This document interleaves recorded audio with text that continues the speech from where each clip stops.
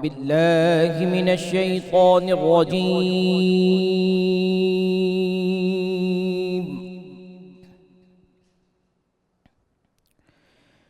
بسم الله الرحمن الرحيم.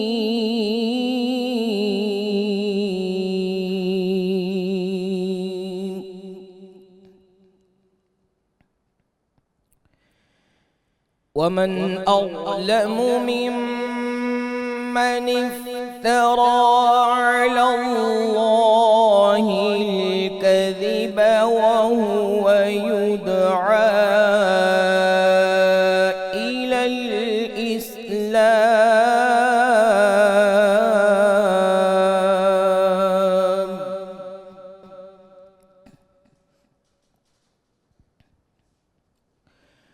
والله لا يهدي القوم الظالمين.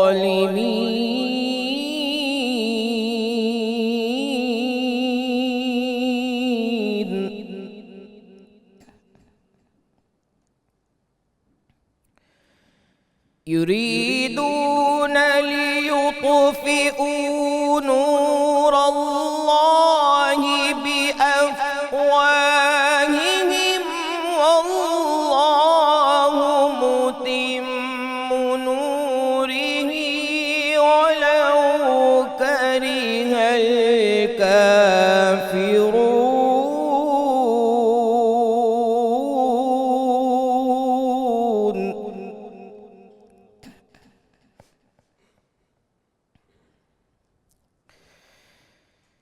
ومن أظلم ممن افترى على الله الكذب وهو يدعى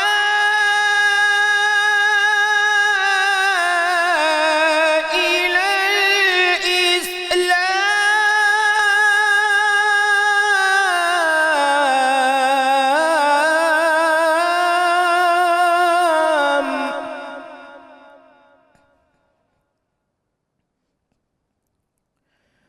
والله لا يهدي القوم الظالمين.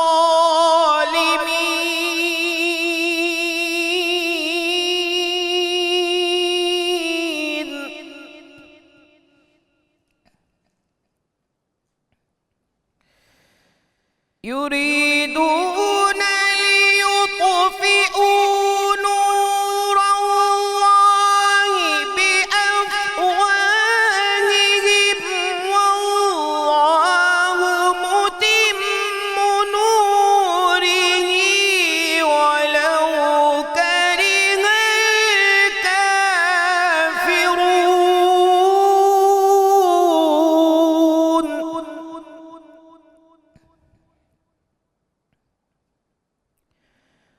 هو الذي أرسل رسوله بالهدى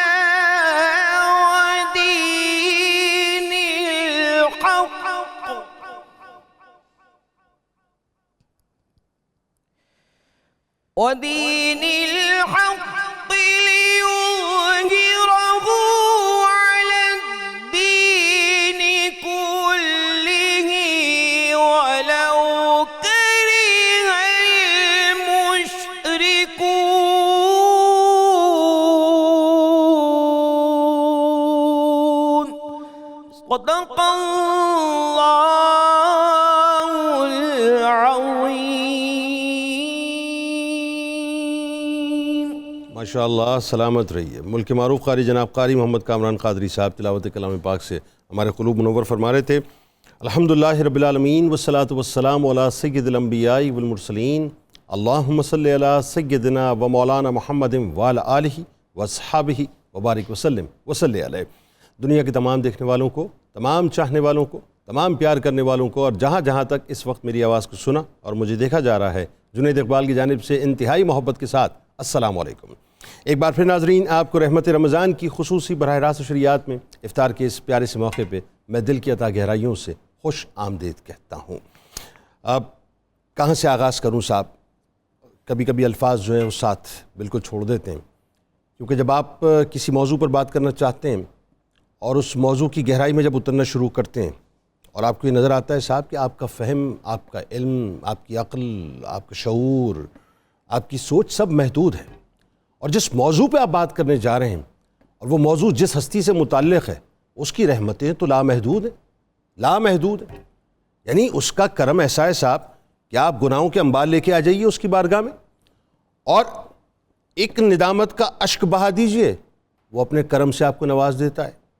آپ زمین آسمان کے برابر جو ہے آپ گناہ کرتے چلے جائیے، بھر دیجئے زمین سے لے کے آسمان تک اپنے سارے، یعنی یوں کہہ لیجئے کہ زمین کو بھر دیجئے، آسمان کو بھر دیجئے اپنے گناہوں سے، اور اس کے بعد پھر آپ اس کی بارگاہ میں چلے جائیے اور صدقے دل کے ساتھ آپ اس کو ایک مرتبہ پکار لیں، ایک مرتبہ وہ آپ پر کرم کر دیتا ہے. تو ایسے موضوع پہ میں بات کا آغاز کہاں سے کروں واللہ مجھے سمجھ نہیں آتا کہ اس کی عطاؤں کی بات کروں، اس کے کرم کی بات کروں، اس کی بخششوں کی بات کروں، اس کی رحمتوں کی بات کروں، اس کے رحم کی بات کروں، اس کے عفو درگزر کی بات کروں، اس کے غفور ہونے کی بات کروں، اس کے ستار ہونے کی بات کروں، اس کے غفار ہونے کی بات کروں، اس کے رحمان ہونے، ذرا کیملہ لائیے نا، اس کے رحمان ہونے کی بات کروں، اس کے رحیم ہونے کی بات کروں، اس کے کریم ہونے کی بات کروں.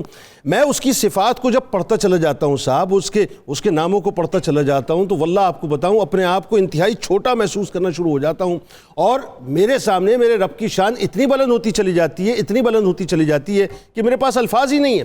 یعنی یہ اس کا کرم نہیں ہے تو اور کیا ہے؟ ذرا سوچیے تو صاحب، ہم سب اس وقت مسلمان ہیں الحمدللہ، اور پوری دنیا میں اس وقت ٹرانسمیشن دیکھی جاتی ہے.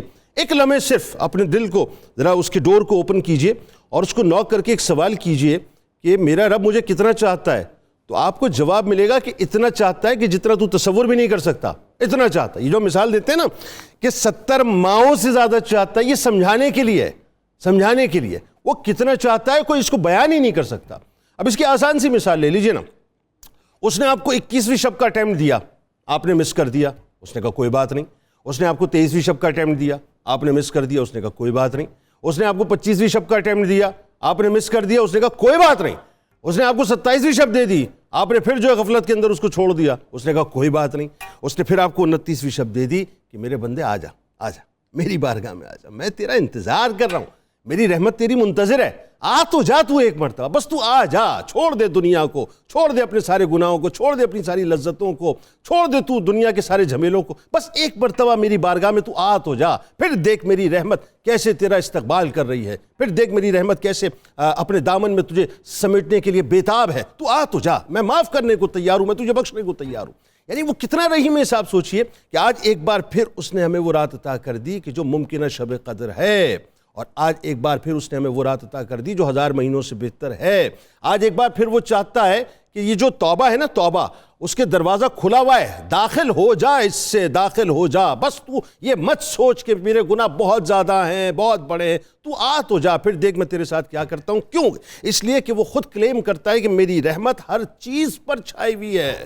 وہ خود کلیم کرتا ہے کہ میرے غضب پر میری رحمت غالب ہے. وہ خود اپنے محبوب کریم صلی اللہ علیہ وآلہ وسلم کے ذریعے سے ہمیں بتلاتا ہے کہ جنت کے 8 دروازے ہیں جس میں سے 7 بند رہتے ہیں، لیکن ایک توبہ کا دروازہ ہے، وہ ہمیشہ کھلا رہتا ہے اور اس وقت تک کھلا رہے گا جب تک کہ سورج مغرب سے طلوع نہ ہو جائے. وہ خود ہمیں بتلاتا ہے کہ اپنے محبوب صلی اللہ علیہ وآلہ وسلم کے ذریعے سے کہ اے انسان، جب تک تو مجھ سے دعا کرتا اور امید کرتا رہے گا میں تیرے گناہ بخشتا رہوں گا، چاہے تجھ میں کتنے ہی گناہ کیوں نہ ہو، مجھے اس کی پرواہ نہیں ہے.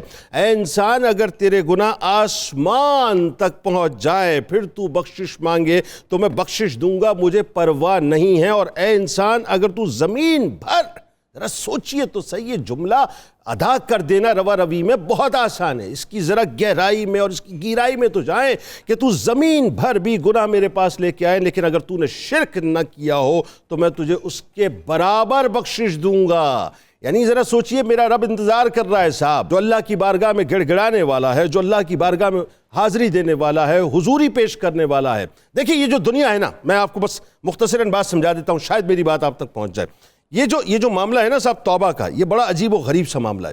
اللہ تبارک و تعالیٰ اپنے بندے کو بخشش عطا کرنا چاہتا ہے، یہ ذہن میں رکھ لیں. پہلی بات، اس کی جابر ہونا اس کی صفت ضرور ہے، قہار ہونا اس کی صفت ضرور ہے، لیکن وہ رحمان ہے، وہ رحیم ہے، وہ ستار ہے، وہ غفار ہے، وہ چاہتا ہے بندہ جو ہے اس کو بخش دیا جائے۔ یعنی اس طرح کی بات ہے، ایک عورت غزوے کے موقع پہ رسول اللہ صلی اللہ علیہ وآلہ وسلم نے دیکھا کہ اپنے بچے کو تلاش کر رہی ہے، مچل رہی ہے، ماں تو ماں ہوتی ہے نا، اس کی مامتا ہوتی ہے، تو اس کو مل نہیں رہا تھا اس کا بچہ، تو اس نے کسی بچے کو اٹھایا، اپنے سینے سے لگایا، اس کو اپنا دودھ اس کو منتقل کرنا شروع کیا۔ سرکار مدینہ صلی اللہ علیہ وآلہ وسلم نے اس کو دیکھ کر صحابہ سے فرمایا کہ تم جانتے ہو، یہ تم اگر سمجھتے ہو کہ یہ جو عورت ہے یہ اپنے بچے کو آگ میں پھینک دے گی؟ عرض کیا یا رسول اللہ صلی اللہ علیہ وآلہ وسلم ایسا نہیں کرے گی۔ تو پھر آپ نے کیا فرمایا؟ یہ جملے سن لیجئے صاحب، فرمایا کہ میرا اللہ اس عورت سے زیادہ کریم ہے، وہ چاہتا ہی نہیں کہ اس کا بندہ جہنم میں جائے، وہ چاہتا ہی نہیں ہے صاحب۔ پرابلم کیا ہے؟ پرابلم یہ ہے کہ ہم دنیا کے جھمیلوں کے اندر جو ہے نا غرق ہو کے رہ گئے۔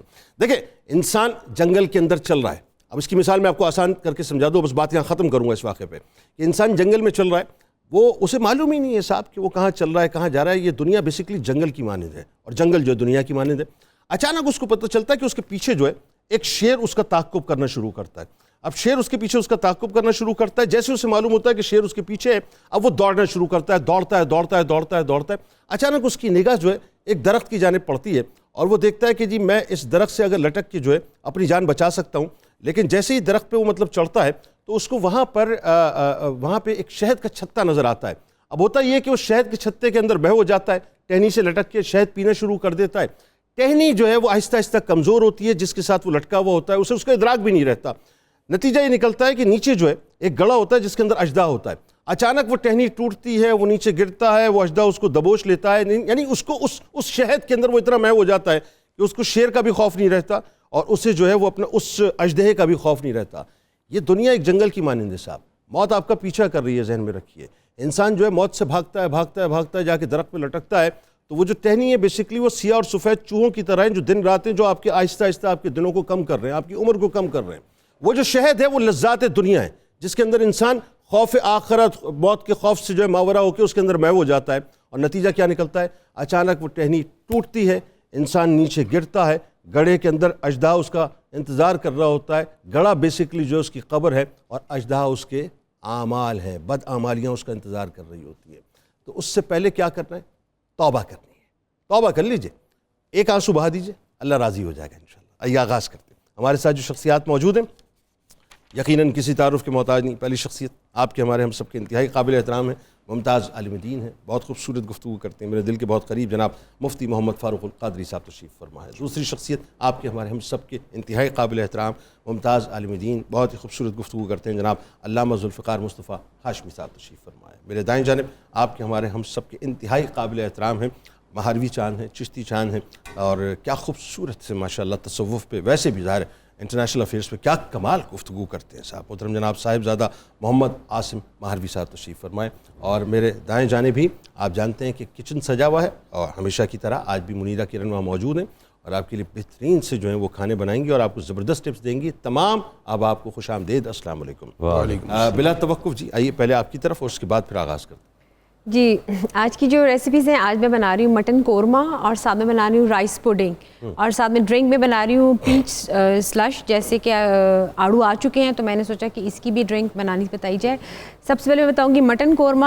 اچھا، اس کو میں تھوڑا سا دیگی اسٹائل سے بتاؤں گی کہ وہ آپ نے کیسے بنانا ہے۔ جیسے کہ عام طور پہ گھر میں بنتا ہے کہ آپ پیاز اور مسالے کی گریوی بناتے ہیں اور اس میں پھر مٹن ڈال دیتے ہیں، لیکن اس میں یہ کرنا ہے کہ آپ نے پیاز کو فرائی کرنا ہے اور نکال لینا ہے۔ نکالنے کے بعد آپ نے اس کی پیسٹ بنانی ہے دہی کے ساتھ، اور پھر اس کی بہت ہی تھک سی آپ کی بیس بنے گی۔ اس کے بعد آپ نے ٹماٹر کی بیس بنانی ہے۔ سبز جو مسالے ہیں، ثابت مسالے اس میں ہیں، کڑی پتہ، سبز الائچی، لونگ، کڑی پتہ، ان سب کو بلینڈ کر کے آپ نے اس کی یخنی میں بھی ایڈ کر کے ڈالنا ہے، اور ویسے بھی آپ نے ایڈ کرنا ہے۔ اچھا، اس کی جو چیز ہے مٹن قورمے کی، ایک ہے دیگی مرچ، جیسے کہ میں آپ کو دکھا دیتی ہوں، ریڈ کلر کی ہوتی ہے۔ فرق اس میں یہ ہے کہ یہ تھوڑا سا اس کا لال رنگ تھوڑا سا زیادہ آتا ہے، تھوڑا سا تیکھا ہوتا ہے یہ، تو یہ آپ نے اس میں ڈالنی ہے، تو آپ کی زبردست مٹن قورمہ بنے گا دیگی اسٹائل کا۔ سیکنڈ جو ہے رائس پوڈنگ، اس میں آپ نے کنڈینس ملک، چاول، اور ساتھ میں الائچی کے دانے، اور جو چاول ہیں اور جو الائچی کے دانے اور ان سب کو آپ نے مکس کر کے آپ نے ابالنا ہے اور ایک تھک سی آپ نے اس کی بیس بنا لینی ہے. اس کے بعد ہم اس کو دودھ میں پکائیں گے اور بہت اچھی سی بچوں کے پوائنٹ آف سے بڑی اچھی چیز ہے جو بچے بالکل چھوٹے سے ہیں بڑے شوق سے اس کو کھاتے ہیں. اور ایک سویٹ ڈیزرٹ میں یہ بہت اچھا ہے کہ آپ اس کو بھی بنائیں اور اس کو بھی ٹرائی کریں. اور تھرڈ جو ہماری ہے پیچ سلش, جس میں پیچ لیے ہیں, پیچ تھوڑے سے کھٹے ہوتے ہیں, آپ اس کو دہی میں بھی استعمال کر سکتے ہیں جو لوگ دہی کے شوقین ہیں, پیچ یوگرٹ بھی بنا سکتے ہیں. میں اس کی پیچ ڈرنک بنا رہی ہوں, اس میں پیچ کا جوس جائے گا اور پیچ ہوگا اور ساتھ میں لیمن کے کچھ چنکس ہوں گے تھوڑا سیزننگ کے لیے. ان سب کو اکٹھا کر کے ایک سلش سا بنے گا. اگر اس میں پیچ کا آپ جو ہے وہ اپنا کیا کہتے ہیں, اگر فرض کیجئے کہ اس کو پیچ کو تھوڑا سا اس میں ہنی ایڈ کر کے اگر آپ اس کو کریں, ہاں ہنی بھی ایڈ کر سکتے ہیں. ویسے پیچ میٹھے بھی آتے ہیں, ہلکے سے ترش بھی ہوتے ہیں, ظاہر ہے دونوں چیزیں, لیکن اگر اس میں ہنی ایڈ کر کے پانی کے ساتھ اس کو آپ بنائیں تو بڑا زبردست بنے گا. بالکل ہنی کے ساتھ تو کوئی اس کا ہے نہیں. کہتے ہیں کچن جو ہے نا وہاں کھول لیں, دیکھیں ابھی توجہ نہیں دے رہا ہماری بات پہ, ایک کچن وہاں مجھے کھول لیں. نہیں, بڑے اچھے ٹپس آ جاتے ہیں, وہ تھوڑا سا ہو جاتا ہے آپ کو کہ ہنی کے ساتھ بھی اس کا اصل میں یہ تھوڑا سا ترش ہوتا ہے, تو ہنی کے ساتھ یہ ہوگا کہ وہ کھٹا میٹھا سا بن جائے گا, بڑا زبردست ہو جائے گا. ہاں تو وہ آپ ایک دفعہ بنا کے تو دیکھیں. ٹھیک ہے, اسی چینی کی جگہ ہنی ایڈ کرتے ہیں. بالکل ٹھیک ہے, بالکل آپ جاری رکھیں. پھر آغاز کرتے ہیں گفتگو کا. مفتی صاحب سب سے پہلے ظاہر ہے چونکہ آج 29ویں شب بھی ہے اور ممکنہ شب قدر ہے, توبہ کی اہمیت پہ پہلے ذرا قرآن کی روشنی میں لوگوں کو سمجھائیں صاحب کہ توبہ ایکچولی ہے کیا. بسم اللہ الرحمن الرحیم. جنید بھائی, بندہ بشر ہے, بتقاضۂ بشریت خطائیں اور گناہ اس سے سرزد ہوتے ہیں, تو خطاؤں اور گناہوں کی معافی کے طریقے کو توبہ کہتے ہیں. ٹھیک. جس طرح کمپیوٹر اور موبائل میں ایک کلک ہوتا ہے ڈیلیٹ کا, جیسے ہی اس کو آپ کلک کرتے ہیں تو سارا ڈیٹا ریموو ہو جاتا ہے. واہ. وہی توبہ ایک ڈیلیٹ کا آپشن ہے. واہ واہ. اس کے ذریعے سے آپ اپنے سارے گناہوں واہ واہ واہ واہ واہ, کیا اچھی ڈیجیٹل وے میں آپ نے بات سمجھائی. آپ کی صحبت کا اثر ہے. قرآن مجید میں اس کا حکم ہے اور کئی مقامات پر. اللہ تعالیٰ نے ارشاد فرمایا وَتُوبُوا إِلَى اللَّهِ جَمِيعًا أَيُّهَا الْمُؤْمِنُونَ. سبحان اللہ. اے مومنو تم سب کے سب توبہ کر لو. لعلکم تفلحون. کیا بات, فلاح پا جاؤ گے. کیا میٹھا انداز ہے, کامیاب ہو جاؤ. کیا میٹھا انداز ہے میرے رب کا. اچھا آپ ایک بات دیکھیے, جہاں کہیں توبہ کی بات آئی ہے نا, وہاں اللہ تعالیٰ کا انداز رحمت سے بھرا ہوا. کیسا میٹھا انداز ہے. یعنی جیسے آپ دنیا کی مثال نے, ایک ماں اپنے بچے کو بڑی محبت سے قریب بلاتی ہے نا, تو یہ تو بہت چھوٹی مثال ہے. بہت چھوٹی. اللہ رب العزت بڑی شفقت اور محبت سے اپنے بندوں کو اپنے دامن کرم کی جانب بلاتا ہے. ہائے کیسا میٹھا انداز ہے. اسی طرح دوسرے مقام پر یوں ارشاد فرمایا کہ قل یا عبادی الذین اسرفوا علی انفسہم. اے میرے بندو جنہوں نے اپنے اوپر گناہ کر کر کر کر کے ظلم کر رکھا ہے. ہائے ہائے ہائے ہائے. لا تقنطوا من رحمت. ہائے ہائے لا تقنطوا من رحمت. اب خود فرما رہا ہے. ہائے ہائے ہائے. اچھا ایک بات یہاں بڑی توجہ طلب ہے. باپ بھی اپنے نافرمان بیٹے کو بسا اوقات آن نہیں کرتا. بالکل صحیح ہے. بلکہ نافرمان کو غلطیاں اور بار بار کرنے کی وجہ سے وہ ذرا سخت لفظ میں یاد کرتا ہے. آگ بھی کر دیا کرتا ہے. کہتا ہے کم بخت اور نالائق. ایسا ہی لہجے میں بھی سختی ہو. سختی آ جاتی ہے. اللہ کتنا رحیم و کریم ہے. وہ رحمان ہے نا. وہ گناہ گاروں کو کہہ رہا ہے میرے بندو, میرے بندو. ان کو آن کر رہا ہے. کہاں جا رہے ہو, آ جاؤ, تم میرے ہی ہو. واہ واہ واہ واہ واہ. پھر فرماتا ہے لا تقنطوا من رحمت اللہ. میری رحمت سے نا امید نہ ہو. اللہ تم تو اس کے بندے ہو. ان اللہ یغفر الذنوب جميعا. واہ واہ. تمہارے گناہ ہیں ہی کتنے. وہ ایسا کریم ہے, وہ سارے ہی گناہوں کو معاف فرما دیتا. کیا کہنے میرے رب کی, کیا کہنے. اچھا ایک مقام پر تھوڑا سا اللہ تعالیٰ نے بندوں کو جھنجھوڑا اور یوں فرمایا وَأَنِيبُوا إِلَىٰ رَبِّكُمْ وَأَسْلِمُوا لَهُ. اپنے رب کی طرف رجوع کرو اور اس کے حضور جھک جاؤ. من قبل ان یأتیکم العذاب ثم لا تنصرون. اس سے پہلے کہ عذاب آ جائے اور پھر تمہاری کوئی مدد نہ ہو سکے. اللہ. یہ ایک جھنجھوڑا گیا ہے. ایک طرف رحمت اور یہ بھی رحمت ہی ہے. یہ بھی رحمت ہی ہے کہ ان کو پیشگی بتایا جا رہا ہے کہ اس وقت کے آنے سے پہلے تم رجوع اللہ کر لو. اللہ. بھائی صرف میں ایک بات اور کر دوں تاکہ میرے یہ بات قرآن کی روشنی میں مکمل ہو جائے کہ توبہ کیسے ہوتی ہے. قرآن نے کہا ہے الا من تاب وآمن وعمل عملا صالحا فَأُولَٰئِكَ اللَّهُ وَفُولَٰئِكَ يُبَدِّلُ اللَّهُ سَيِّئَاتِهِمْ حَسَنَاتٍ۔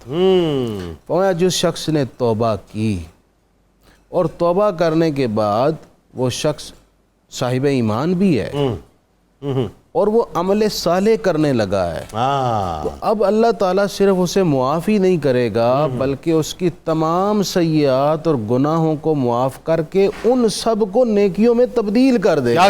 کیا کہنے تو گویا توبہ کی جو ہمارے ائمہ اور بزرگوں نے فرمایا ہے، جو حدیث شریف میں بھی ہے اور صوفیاء نے بھی فرمایا کہ توبہ 3 چیزوں کا نام ہے۔ ایک ہے اپنے گناہ پر شرمندگی کہ مجھ سے اچھا کام نہیں ہوا، ٹھیک ہے۔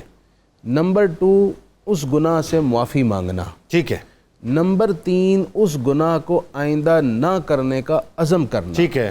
جب یہ 3 چیزیں پائی جائیں تو پھر بندے کی توبہ وہ توبہ ہوتی ہے کہ پھر سارے گناہ صرف معافی نہیں ہوتے، اللہ کیسا کریم ہے، گناہوں کو بھی نیکیوں میں بدل دیتا ہے۔ واہ واہ واہ واہ واہ، کیا کہنے۔ علامہ صاحب ذرا اب آئیے قرآن پاک کے حوالے سے تو ظاہر گفتگو مفتی صاحب نے بڑی خوبصورت رچاؤ سے ابتدائی فرمائی، ذرا احادیث کی روشنی میں بتائیے توبہ بیسیکلی کیا ہے؟ بسم اللہ الرحمن الرحیم، الصلاۃ والسلام علیکہ سیدی رسول اللہ وسلم علیکہ سیدی حبیب اللہ۔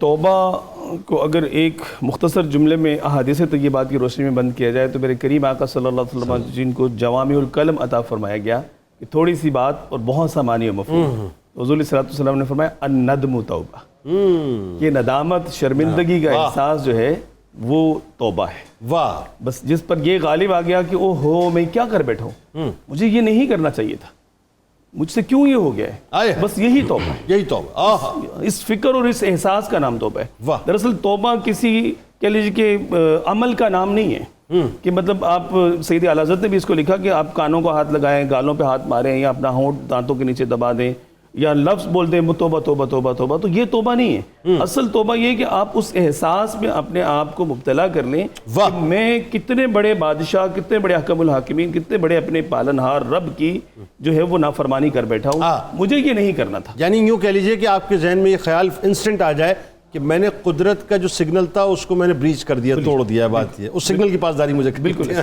تو یہ فرمایا کہ الندم توبہ، توبہ جو ہے وہ ندامت کا نام ہے، اور پھر اس کو مجدہ جہاں فضا سناتے ہوئے کہ جو توبہ کی جو ہے وہ جیسے مفتی صاحب فرما رہے تھے کہ وہ حاصل کر لیتا ہے یہ مقام جو ہے، تو فرمایا کہ التائب من الذنب کمن لا ذنب لہ، توبہ کرنے والا گناہوں سے ہے جو ہے وہ اس طرح سے کہ جیسے اس نے گناہ کیا ہی نہیں ہے۔ اور اسی حدیث پاک کو ایک اور حدیث پاک سے اگر ہم تشریح کرتے ہوئے سمجھنے کی کوشش کریں تو نبی رحمت صلی اللہ علیہ وسلم نے ارشاد فرمایا کہ جو بندہ توبہ کرتا ہے اللہ تبارک و تعالی گناہ لکھنے والے فرشتوں کو اس کے گناہ جو ہے وہ بھلا دیتا ہے، ان کو حکم کرتا ہے کہ اس کو مٹا دو، ریز کر دیے جاتے ہیں، جس جگہ پر کیا ہوتا ہے وہ جگہ جو ہے اس کی گواہی بھی اللہ تعالیٰ ختم کیا اس کے اعضاء جوارے، کیونکہ یہ سب کل بروز قیامت گواہ بن کے پیش ہوگے، زمین کے ٹکڑے بھی، ہمارے جسم کے اعضاء بھی، ان سب کو اللہ تبارک و تعالیٰ جو ہے اللہ کی طرف سے گویا کہ حکم جاری ہو جاتا ہے کہ بس اس کا یہ سارا معاملہ تم ختم کر دو۔ یعنی یوں کہیے کہ بلا تمثیل جو فرشتوں کا میموری کارڈ ہے وہاں سے بھی ڈیلیٹ کروا دیا جاتا ہے، جو زمین کا میموری کارڈ ہے وہاں سے بھی ڈیلیٹ کروا دیا جاتا ہے۔ واہ واہ، سب جگہ سے ڈیلیشن ہونے کے بعد پھر مطلب یہ حدیث پاک کے الفاظ ہیں کنکلوڈ کرتے ہوئے حضور صلی اللہ علیہ وسلم کہ کل بروز قیامت اللہ کی بارگاہ میں اس حال میں حاضر ہوگا کہ اس کا کوئی گواہی نہیں ہوگا۔ واہ واہ واہ، کیا کہنے، یہ اس کا کرم ہے، اس کی رحمت ہے۔ اور آپ دیکھیے کہ پیارے آقا صلی اللہ علیہ وسلم کے حوالے سے حضرت سیدنا حذیفہ رضی اللہ عنہ فرماتے ہیں کہ میری ایک مرتبہ نبی کریم صلی اللہ علیہ وسلم سے مدینہ منورہ کے راستے میں ملاقات ہوئی تو حضور صلی اللہ علیہ وسلم نے مجھے فرمایا کہ انا محمد، انا احمد، انا نبی الرحمہ، انا نبی التوبہ صلی اللہ تعالی وسلم۔ حضور صلی اللہ علیہ وسلم نے اپنا تعارف جو کرتے ہوئے یہ بات فرمایا کہ میں محمد ہوں، میں احمد ہوں، میں نبی رحمت ہوں، میں نبی توبہ ہوں۔ تو اللہ تبارک و تعالیٰ نے تو اپنے پیارے محمد صلی اللہ علیہ وسلم کو مبعوث ہی نبی توبہ بنا کر فرمایا۔ اللہ اکبر۔ اور آپ دیکھیے سیدی، اور یہ بھی امت کی تعلیم کے لیے، اصل بات تو یہ امت کے لیے، امت اسی طرف آنا چاہ رہا ہوں کہ سید اعلی حضرت نے اس کی جو ہے وہ تشریح کرتے ہوئے کہ نبی توبہ حضور صلی اللہ علیہ وسلم کیسے ہیں، ایک تو آپ نے فرمایا کہ نبی توبہ ایک تو آپ اس وجہ سے ہیں کہ آپ سب سے زیادہ توبہ کرنے والے ہیں اور تعلیم امت کے لیے درجات کی بلندی، اور دوسرے نمبر پر جو ہے وہ اس لیے کہ اللہ تبارک و تعالیٰ کے بندوں کی رب کے ہاں سب سے زیادہ توبہ کروانے کی اور رب سے جوڑنے کی جو سعادت ہے وہ کریم آقا صلی اللہ علیہ وسلم. اللہ اکبر، یہ منصب آپ کا ہے، یہ منصب آپ کا. واہ واہ واہ، اس لیے آپ نبی توبہ ہے. پھر آپ اس لیے نبی توبہ ہے کہ آپ کی امت سب سے زیادہ توبہ کرے گی. اور چوتھے نمبر پر فرمایا کہ آپ کی امت ہی وہ امت ہے کہ جس پر دروازہ توبہ بروز قیامت بند کر دیا. اللہ بھائی اب یہ مجھے بتائیے حضور صاحبزادہ صاحب، یہ تو اتنی خوبصورت ابتدا ہو گئی. اب آئیے ذرا اس کے ایک اور پہلو پہ بات کرتے ہیں. مطلب بات یہ ہے کہ اگر میں آپ سے یہ پوچھوں کہ صوفیزم جو ہے وہ کیا کہتا ہے توبہ کے حوالے سے، یہ بھی تو ایک سوال بنتا ہے نا. صوفیہ کیا کہتے ہیں، توبہ کو کیسے دیکھتے ہیں صوفیہ؟ یہ سوال بنتا ہے کہ صوفیہ کیا کہتے ہیں. یہ کوئی سوال نہیں بنتا کہ صوفیزم کیا کہتا ہے. بالکل ٹھیک ہے. صوفیہ کیا کہتے ہیں؟ تصوف ازم ہے ہی نہیں، اس کو پھر کسی واہ واہ واہ، صوفیہ کیا کہتے ہیں؟ ہاں صوفیہ جو ہے وہ کیا کہتے ہیں. صوفیہ کہتے ہیں وہ بھی بیان کرتا ہوں، لیکن آپ حضرات کو سنتے ہوئے درویش بھی کچھ کہنا چاہتا ہے. سر درویش کہے، قوم سن رہی ہے درویش. مجھے جس طرح مفتی صاحب بیان کر رہے تھے، ہاشمی صاحب، اور آپ نے جو ایک انٹرو دیا، مجھے تو یہ لگتا ہے کہ شاید انسان کے اوپر سب سے بڑا انعام ہے ہی توبہ. آہا، شیطان توبہ نہیں کرتا نا. آدم نے توبہ کی اور خلافت ارضی کا سفر مل گیا. اللہ اکبر، اللہ اکبر، اللہ اکبر. تو کیونکہ جتنا وہ رحمت کا بیان ہے، جتنا اس کی غفاریت اور ستاریت کا کھلنا ہے، کبھی کبھی تو یوں لگتا ہے کہ شاید ترغیب گناہ دے رہا ہے. اتنی رحمت جی، اتنی رحمت اس کا، یعنی ہمارے مبالغے سے بھی ہے، اتنی زیادہ رحمت. اور پھر وہ مجھے توبہ کا جو ہے وہ کہتا ہے. ہمارے ایک دوست کا شعر تھا کہ اتنا دوزخ کی سزاؤں کا نہیں خوف مجھے، اتنا دوزخ کی سزاؤں کا نہیں خوف مجھے، جتنا ان دو شکوہ کناں آنکھوں سے ڈر لگتا ہے. حضور وہ اتنا بڑا غفار ہے، دوزخ کی سزاؤں کا ڈر نہیں ہے. شرمندگی جو ہے وہ آقائے دو جہاں کے، جن کے ہم صلی اللہ علیہ وآلہ وسلم ان کے امتی ہیں نا صحیح جی، ان صرف دو شکوہ کناں آنکھوں کا جو ہے وہ ڈر لگتا ہے. اور یہ جو توبہ ہے یہ ریفائن کرتی ہے. واہ واہ جی، یہ آپ کو ریفائن، احساس سے گناہ کی ابتدا جی، جو آپ حضرت کہہ رہے تھے نا، ندامت سے شروع ہو گئی جی. تو یہ ایک آنسو جو ہے، اس کے اوپر مکمل یقین رکھیے کہ یہی آپ کی بخشش والی چیز ہے. واہ. دوسرا آپ کا کوئی بھی عمل، چاہے وہ نماز ہے، روزہ ہے، حج ہے، زکوٰۃ ہے، اس میں احتمال ضرور رہے گا کسی نقص کا، کہ قبول کہ کسی وجہ سے قبول ہوئی یا نہیں. لیکن یہ ندامت کا آنسو جو ہے یہ ضمانت رکھتا ہے کہ یہ قبول ہوتا ہی ہے. اور وہ ان آنسوؤں کو کیا کہیں گے جو میرے آپ کے سرکار مدینہ صلی اللہ علیہ وآلہ وسلم ہمارے لیے بہایا کرتے تھے، ہمارے لیے، ہماری بیسیکلی تو ہمارے گناہوں کی بخشش کے لیے بہایا کرتے تھے نا. وہ تو انڈورس، مطلب جو قبولیت اور مقبولیت کی منازل پہ پہنچے ہوئے. سبحان اللہ. بتائیے نا ذرا. صحیح، ان آنسوؤں کی کیا بات کریں جی. ایک آنسو کا ذکر کرتے ہوئے ہماری ساری زندگی آنسو بن کے بہہ جائے. اپنے آپ کو دیکھیے جی، اور اس رحمت للعالمین کو دیکھیے اللہ جی، اور پھر اپنے فاصلے کو ذرا چیک کیجئے. کتنا وقت کا فاصلہ ہے، کتنا زمان کا اور مکان کا فاصلہ ہے. اور پھر اس وقت تک جائیے جب وہ روز محشر آنا ہے. وہ روز محشر آنا ہے. اس وقت کی فکر میں وہ رحمت للعالمین آپ کے لیے، میرے لیے جب معافی مانگتا ہے تو حیرانگی ہی ہوتی ہے اس کی وسعت کو دیکھ کر اور اپنی کم مائیگی کے اوپر جی. تو جڑ جانے میں ہے صحیح، یہ توبہ جوڑتی ہے آپ کو مالک کے ساتھ. واہ. یہ ملانے کا عمل ہے واہ، مخلوق کو خالق کے ساتھ. واہ واہ واہ. آپ اپنے لیے زندگی ایک انداز سے چاہتے ہیں، آپ کا مالک آپ کے لیے اپنے انداز سے زندگی چاہتا ہے جی. جہاں پر وہ دو کے درمیان فرق نہیں جا رہا وہاں پر کامیابی ہے، آہا اور جہاں پر اس کے مابین فرق آ گیا وہ فرق جو ہے وہ توبہ کا فرق ہے۔ آئے ہائے ہائے، غلطی اور گناہ دو علیحدہ چیزیں ہیں صحیح، ہاں جی بالکل ہے، غلطی بالکل اور گناہ علیحدہ چیزیں ہیں۔ گناہ ہے اللہ تعالیٰ کے حوالے سے، جو اللہ کو پسند ہے اور جو اللہ کو ناپسند ہے، جی یہ ہے گناہ۔ غلطی ہے مخلوق کے اعتبار سے، وہ کسی وقت بھی جو ہے ہو سکتی ہے، جی لیکن اللہ صحیح کو جو چیز ناپسند ہے، جی وہ اگر آپ پسند کرنے لگ جائیں تو یہ توبہ کا مقام ہے۔ آئے ہائے ہائے، وہ ہے نا کہ اے ابن آدم ایک تیری چاہت ہے اور ایک میری چاہت ہے، ہونا تو صاحب وہی ہے کہ جو اللہ کی چاہت ہے، ذہن میں رکھیے، اور اگر ہم اپنی چاہت کو سپرد کر دیں گے اللہ کی چاہت کے، پھر اللہ تبارک و تعالیٰ جو ہے وہی کر دے گا جو ہماری چاہت ہے۔ تو ہماری چاہتیں کچھ نہیں ہے صاحب، راضی اس بات پہ رہیں کہ اس کی چاہت کی۔ لوٹ کے انشاءاللہ گفتگو یہیں سے جوڑیں گے، آج تو باتیں بہت کچھ ہونی ہیں، ہمارے ساتھ آپ نے جڑے رہنا ہے صاحب، اور خدا نہ خواستہ اگر کہیں کوئی نوجوان بچی یا بچہ اس وقت اگر غلطی سے بھی سوئچ اگر کر چکا ہے نا 92، تو رک جائیے گا، میرے ساتھ جڑے رہیے گا۔ گھبرانا نہیں ہے کہ گناہ ہو گئے، گھبرانا نہیں ہے، بڑا کریم ہے وہ۔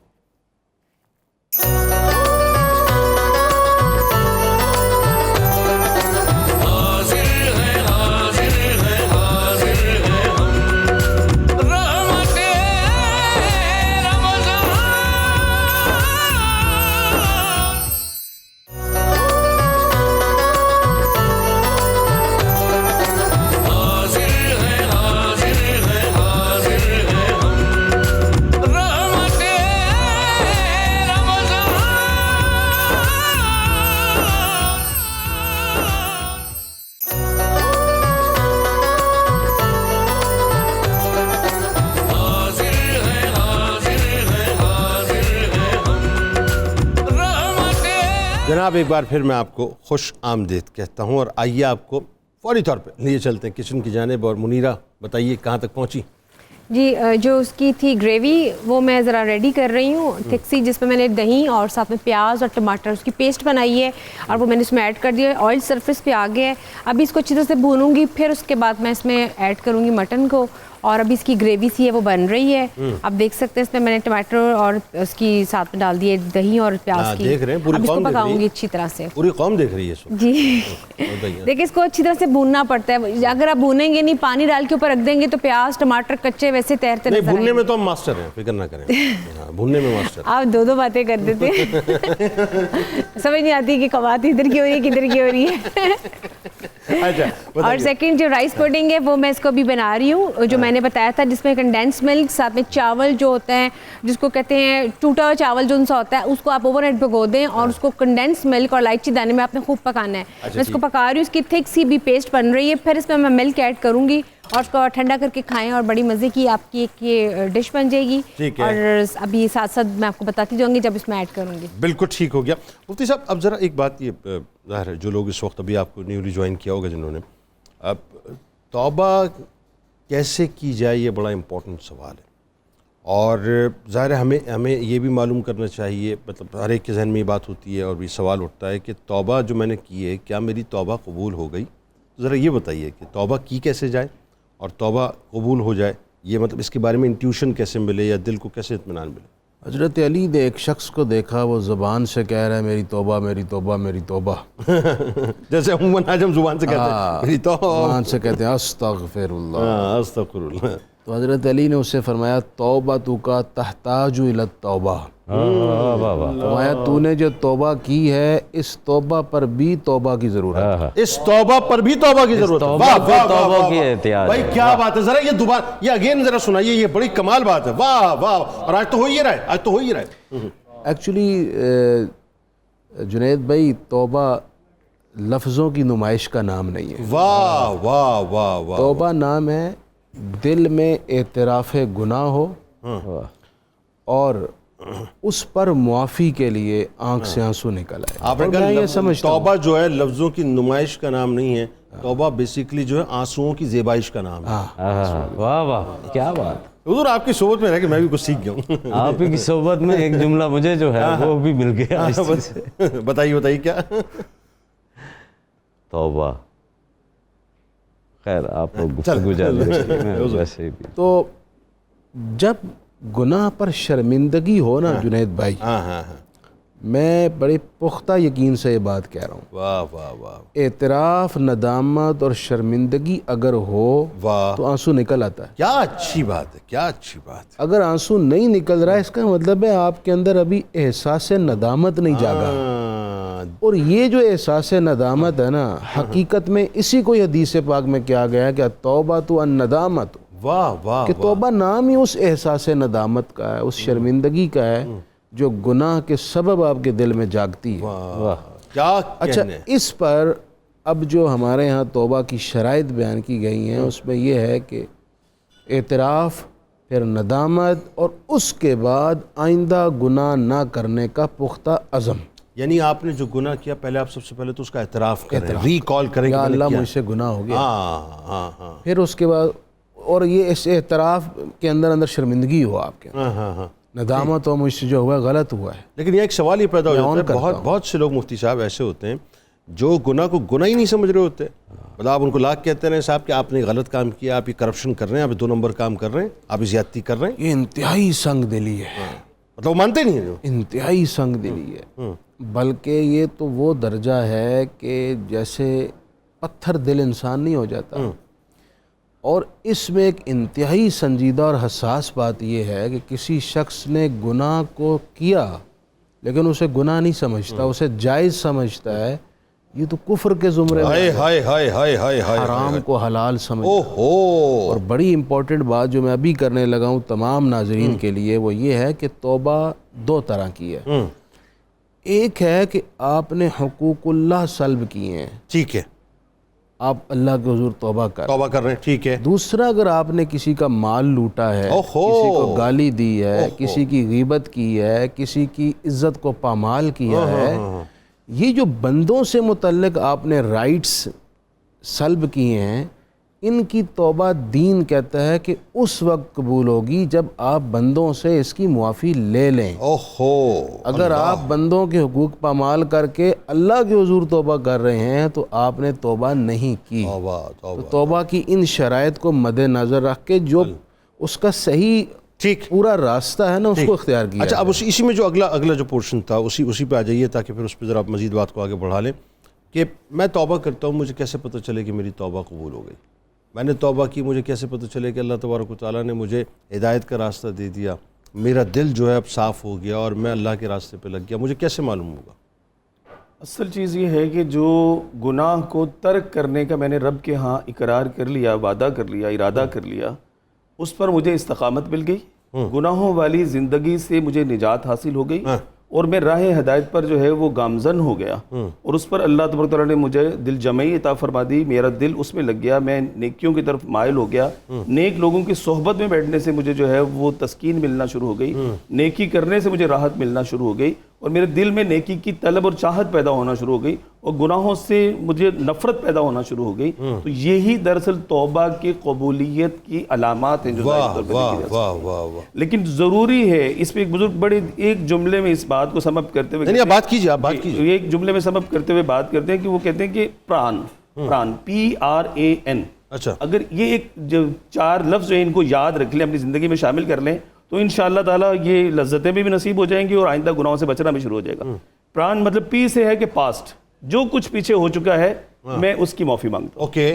اس کے بعد آر سے ہے ریموس، مجھے اس پر ندامت ہے، جو پہلے کیا ہے وہ نہیں کروں گا، جو کیا اس پر شرمندگی ہے. اور اے سے ہے کہ فار دا سیک آف اللہ، مطلب یہ سب کچھ جو بھی میں کر رہا ہوں اللہ کی رضا کے لیے کر رہا ہوں، اللہ کے خوف سے کر رہا ہوں، اور اپنا رب جو میرا ہے میں اس کو ناراض نہیں کرنا چاہتا، اس کو منانا چاہتا ہوں. اور این سے ہے کہ نیور اگین، میں آئندہ کبھی نہیں کروں گا. تو میرے وہ نوجوان بیٹے بیٹیاں بہنیں بھائی جو سن رہے ہیں وہ اگر صرف اپنی زندگی میں اس کو لکھ کے سامنے کے لگا دیں پران PRAN، تو انشاءاللہ تبارک تعالیٰ جو ہے کوئی اور تصور ذہن میں نہیں آنا چاہیے، بس یہ بات ہے. بالکل، اس سے پھر وہ بچنا شروع کر دیں گے. یہ ایک سیکھنے کا مطلب طریقہ کار ہے، بزرگوں نے سکھایا، اور بڑوں کی بڑی بات ہوتی ہے، اس کا بڑا اثر ہوتا ہے. تو اگر اس میں ہم لوگ کہہ لیجیے کہ آ جائیں تو ہماری زندگیاں بہتر ہونا شروع ہو جائیں گی. بالکل صحیح. اور پھر آپ دیکھیے کہ گناہوں کا انسان سے سرزد ہو جانا یہ کوئی بڑی بات نہیں. حضور صلی اللہ علیہ وسلم کے حدیث پاک ہے کہ ابن آدم میں سے ہر کوئی گناہ گار ہے. اور جیسے صوفیہ نے تو بعض نے تو یہاں تک لکھ دیا کہ کریم آقا صلی اللہ علیہ وسلم آخری خاتم المعصومین ہیں, آپ کے بعد معصوم کوئی نہیں ہے. مطلب گناہ کسی سے بھی ہو سکتا ہے, لیکن حضور صلی اللہ علیہ وسلم فرمایا کہ اصل یہ ہے کہ جس سے ہو جائے اچھا گناہ گار وہ ہے کہ اگر اس سے گناہ ہو جائے تو وہ اس سے توبہ کر لے. واہ واہ واہ. گناہ گار سب ہیں, لیکن اچھا گناہ گار وہ ہے جو گناہ ہو گیا توبہ کر لے. نہ کہ جیسے مفتی صاحب کے لوگ فرما رہے تھے یا آپ بات کر رہے تھے کہ نہ کہ گناہوں والی زندگی کو اپنا لائف سٹائل بنا لے. آج ہم نے گناہوں کو لائف سٹائل بنا لیا ہے, گناہوں کو لائف سٹائل بنا کے اس کے مطابق اپنی زندگی گزارنا شروع کر دی, جس کے سبب سے ہمارے اندر سے گناہ کا اور نیکی کا ایک تصور جو ہے, یہ ایک تفریق جو ہے, یہ فرق ہے, خیر اور شر کا جو فرق ہے, حلال اور حرام کی جو تمیز ہے, برائی اور اچھائی کی جو تمیز ہے, وہ ختم ہو گئی. ہم نے گناہوں کو گناہ سمجھنا ہی چھوڑ دیا ہے. مطلب آپ دیکھیں نا یہ جو حدیث پاک کا آپ نے حوالہ دیا, حضرت انس رضی اللہ تعالیٰ عنہ سے مروی حدیث پاک ہے, اور کتنی کمال ہے کہ ہر انسان خطا کار ہے, لیکن بہترین خطا کار جو ہے توبہ کرنے والا ہے. یعنی اس کا مطلب یہ ہوا کہ اللہ تبارک و تعالیٰ جو ہے یہاں پہ یہ بنیادی طور پہ ہمیں یہ سمجھا رہا ہے کہ خطائیں ہو جاتی ہیں ٹھیک ہے, لیکن بہترین خطا کار وہ ہے جو فوراً آ کے توبہ کر لے. اچھا اب بات یہ کہ یہ جو توبہ کی سوچ ہے نا, ذرا قبلہ یہ بتائیے یہ سوچ پیدا کب ہوتی ہے؟ یعنی دو صورتیں اس میں. ایک صورت تو یہ ہے کہ اللہ تبارک و تعالیٰ ظاہر ہے آپ کے دل کو نرم کر دیتا ہے, آپ اللہ کی بارگاہ سے جڑ جاتے ہیں. اور ایک ہوتا ہے کہ سڈن کوئی انسیڈنٹ آپ کی زندگی میں ہو جاتا ہے, کوئی ایکسیڈنٹ ہو جاتا ہے, کوئی ڈیزاسٹر ہو جاتا ہے آپ کی زندگی میں. اس وقت آپ جو ریکال کرتے ہیں اپنے پاسٹ کو, آپ کہتے ہیں صاحب مجھ سے یہ خطا ہوئی تھی, اب وہ آپ جھکتے ہیں اللہ کی بارگاہ میں, اپنے آنسوؤں کو بہاتے ہیں, کہتے ہیں یا اللہ مجھے معاف کر دے, مجھ سے یہ گناہ سب ہو گیا, اس کی سزائیں بھی مجھے مل رہی ہیں اور میرے گھر والوں کو بھی مل رہی ہیں. ذرا یہ اس سچویشن کو تھوڑا سا کھولیں, یہ ہے کہ منظرنامہ کیا ہے؟ وہ کیونکہ مفتی صاحب کی گفتگو وہ اس طرف جا رہی تھی تو وہ جو جملہ آیا تھا میں نے روک اس لیے لیا کہ میں اگلی بات سننا چاہ رہا تھا. کیا کمال گفتگو. اور وہ جملہ یہ آیا کہ سونا سونا کہنے سے اگر تجوری بھر جاتی, واہ واہ واہ واہ, اور چینی کرنے سے اگر میرا منہ میٹھا ہو جاتا, تو پھر تو جو ہے وہ توبہ کرنے اس حرکت کے اوپر فرمایا کہ اس سے توبہ کر, اس حرکت سے, یعنی یہ لفاظی کے اوپر مت لے کر جا, یہ جہالت ہے جی. توبہ مراتب کے حوالے سے بھی ہے جی. ایک چھوٹا آدمی جس کا دائرہ اختیار, جس کا دائرہ تاثیر اتنا وسیع نہیں, اگر وہ ایک ایسی ناپسندیدہ حرکت کا مرتکب ہوتا ہے جو اللہ کو پسند نہیں, وہ اور ہے توبہ.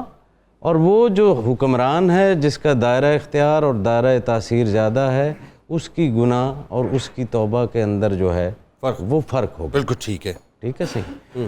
مصنف کی توبہ تحریر سے ہوگی. واہ ٹھیک ہے, خالی توبہ کرنے سے واہ واہ واہ, کیا اچھا جملہ ہے, کیا اچھا, واہ جی واہ. واعظ کی توبہ, خطیب کی توبہ, مقرر کی توبہ جی, یہ اس کے واعظ سے ہوگی, لوگوں میں, تنہائی میں نہیں جی. تو جو غلطیاں جلبت کی ہیں, جو گناہ جلبت کے ہیں جی, جو گناہ مخلوق کے ساتھ وابستہ ہیں, ان کی توبہ جو ہے وہ مخلوق کے ساتھ. آپ نے تو موضوع ہی کچھ اور کھول دیا, اور کیا کمال بات آپ کر رہے ہیں اس حوالے سے کہ بہت سے ایسے گناہ ہیں جو جلوت میں کر رہے ہوتے ہیں اور خلوت میں توبہ, خلوت میں اس کی توبہ کر رہے ہیں. واہ واہ واہ, بہت صحیح. اس کی توبہ جو ہے وہ اعلان ہوگی, حلال اعلان ہو. اور یہاں پہ آ کے شیطان آپ کو جو ہے وہ اپنا پیسنا شروع کرتا ہے. اچھا صحیح, یہ جو یہاں پہ آ کے شیطان پیستا ہے, یہاں پہ پیستا ہے شیطان, نہیں سامنے مت جانا. ہاں, یہ جو آپ نے فرمایا نا کہ انسان جو ہے وہ توبہ کی طرف آ کیوں نہیں رہا, آج کا انسان کیوں نہیں آ رہا, ٹھیک ہے صحیح. اس کی ابتدا ہوتی ہے یہ جب مغرب میں چرچ اور سٹیٹ کو علیحدہ کرنے کی ایک مہم شروع ہوئی کہ مذہب اور ریاست کو علیحدہ کیا جائے. ٹھیک ہے, کیونکہ باب اختیار جو لوگ تھے ان کی خواہشات کے راستے میں عیسائیت کا وہ والا مذہب جو ہے وہ آ رہا تھا, ٹھیک ہے صحیح. اس سے پہلے سارے مذاہب میں انسان کا, مخلوق کا تعلق ایک ڈیوینٹی کے ساتھ ہے, ایک خالق کے ساتھ ہے جی. وہ کوئی سا بھی تصور ہے, ٹھیک ہے جی, وہ اپنے اعمال کو خالق کے حوالے سے دیکھتا ہے. ٹھیک. یہ جب انڈسٹریلائزیشن شروع ہوئی اور چرچ اور سٹیٹ, تو پھر وہ خدا کے حوالے سے نہیں دیکھ رہا, اب وہ زیادہ انڈیویجول کیپیسٹی میں دیکھ رہا ہے. ٹھیک, بالکل صحیح.